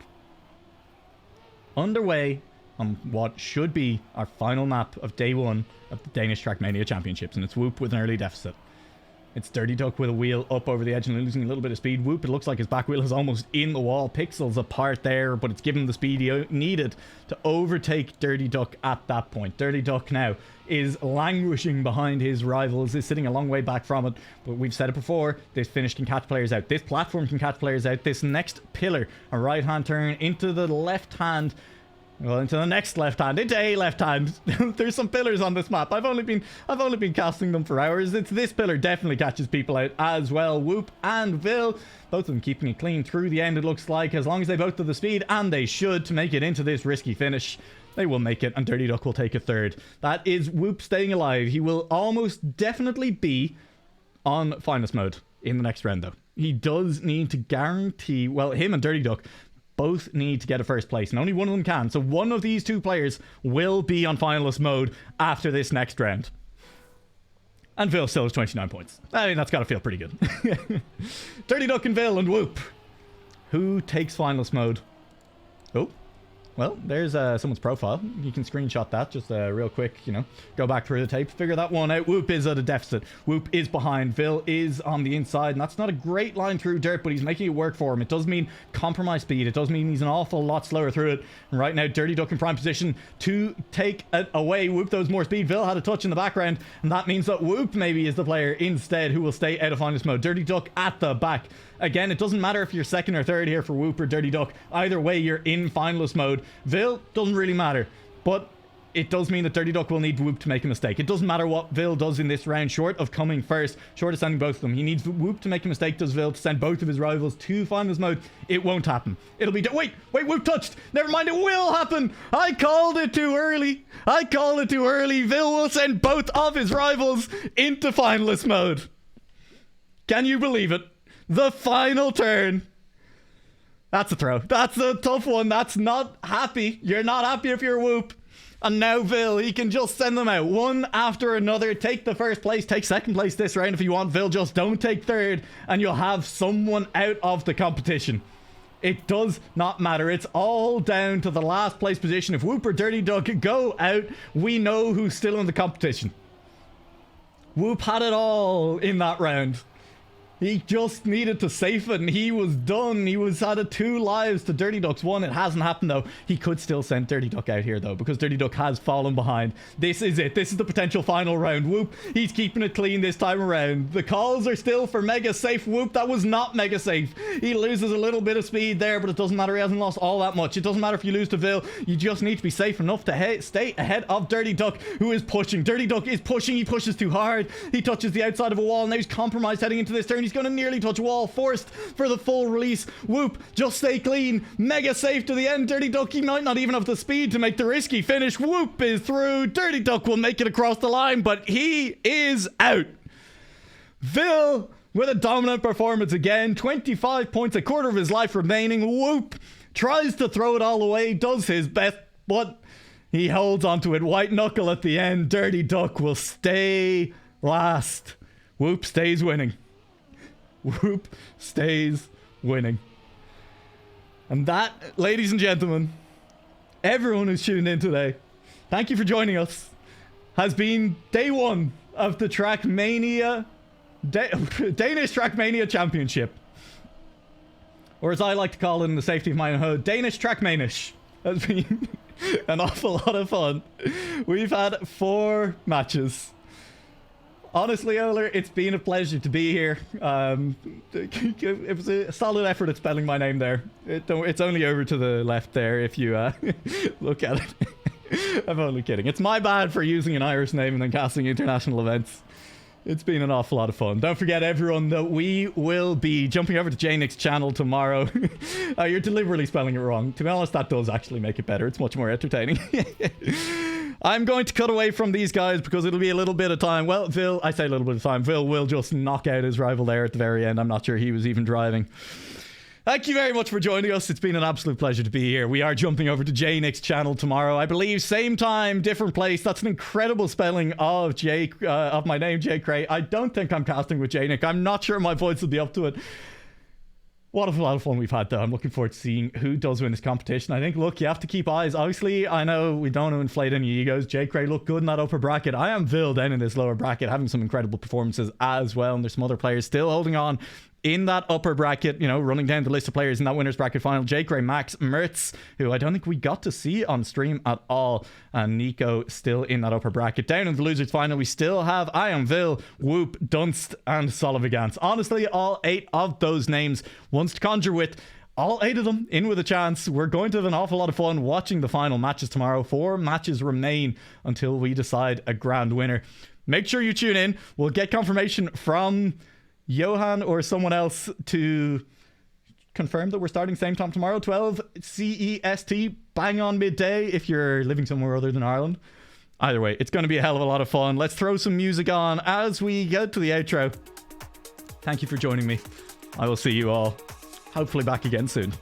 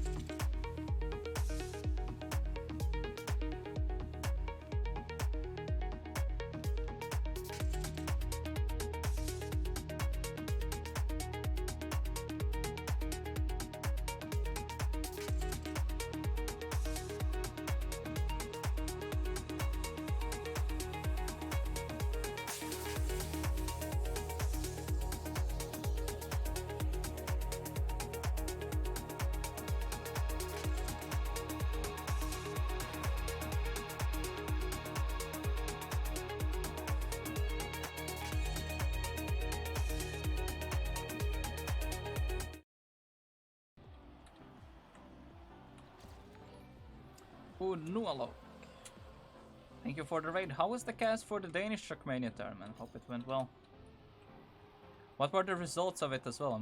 I'm actually curious. Your voice is dying? Come on.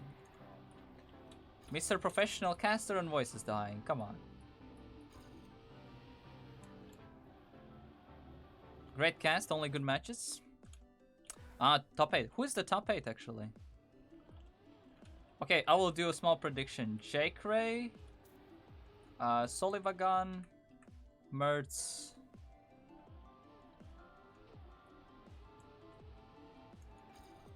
Voop. I don't even know who's playing. It's better if you list names. You can just copy paste. Who is Max Motor?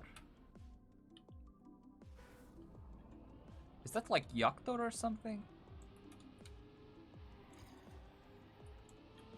William. Ah, okay, yeah. Okay, yeah. Understand.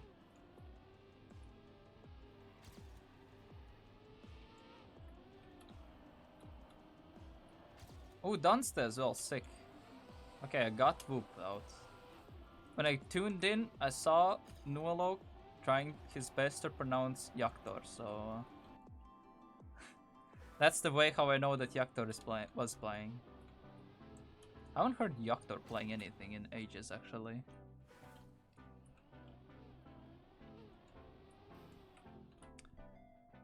Oh, let me put this on a bit. First, I will disable this, because these things eat FPS like crazy.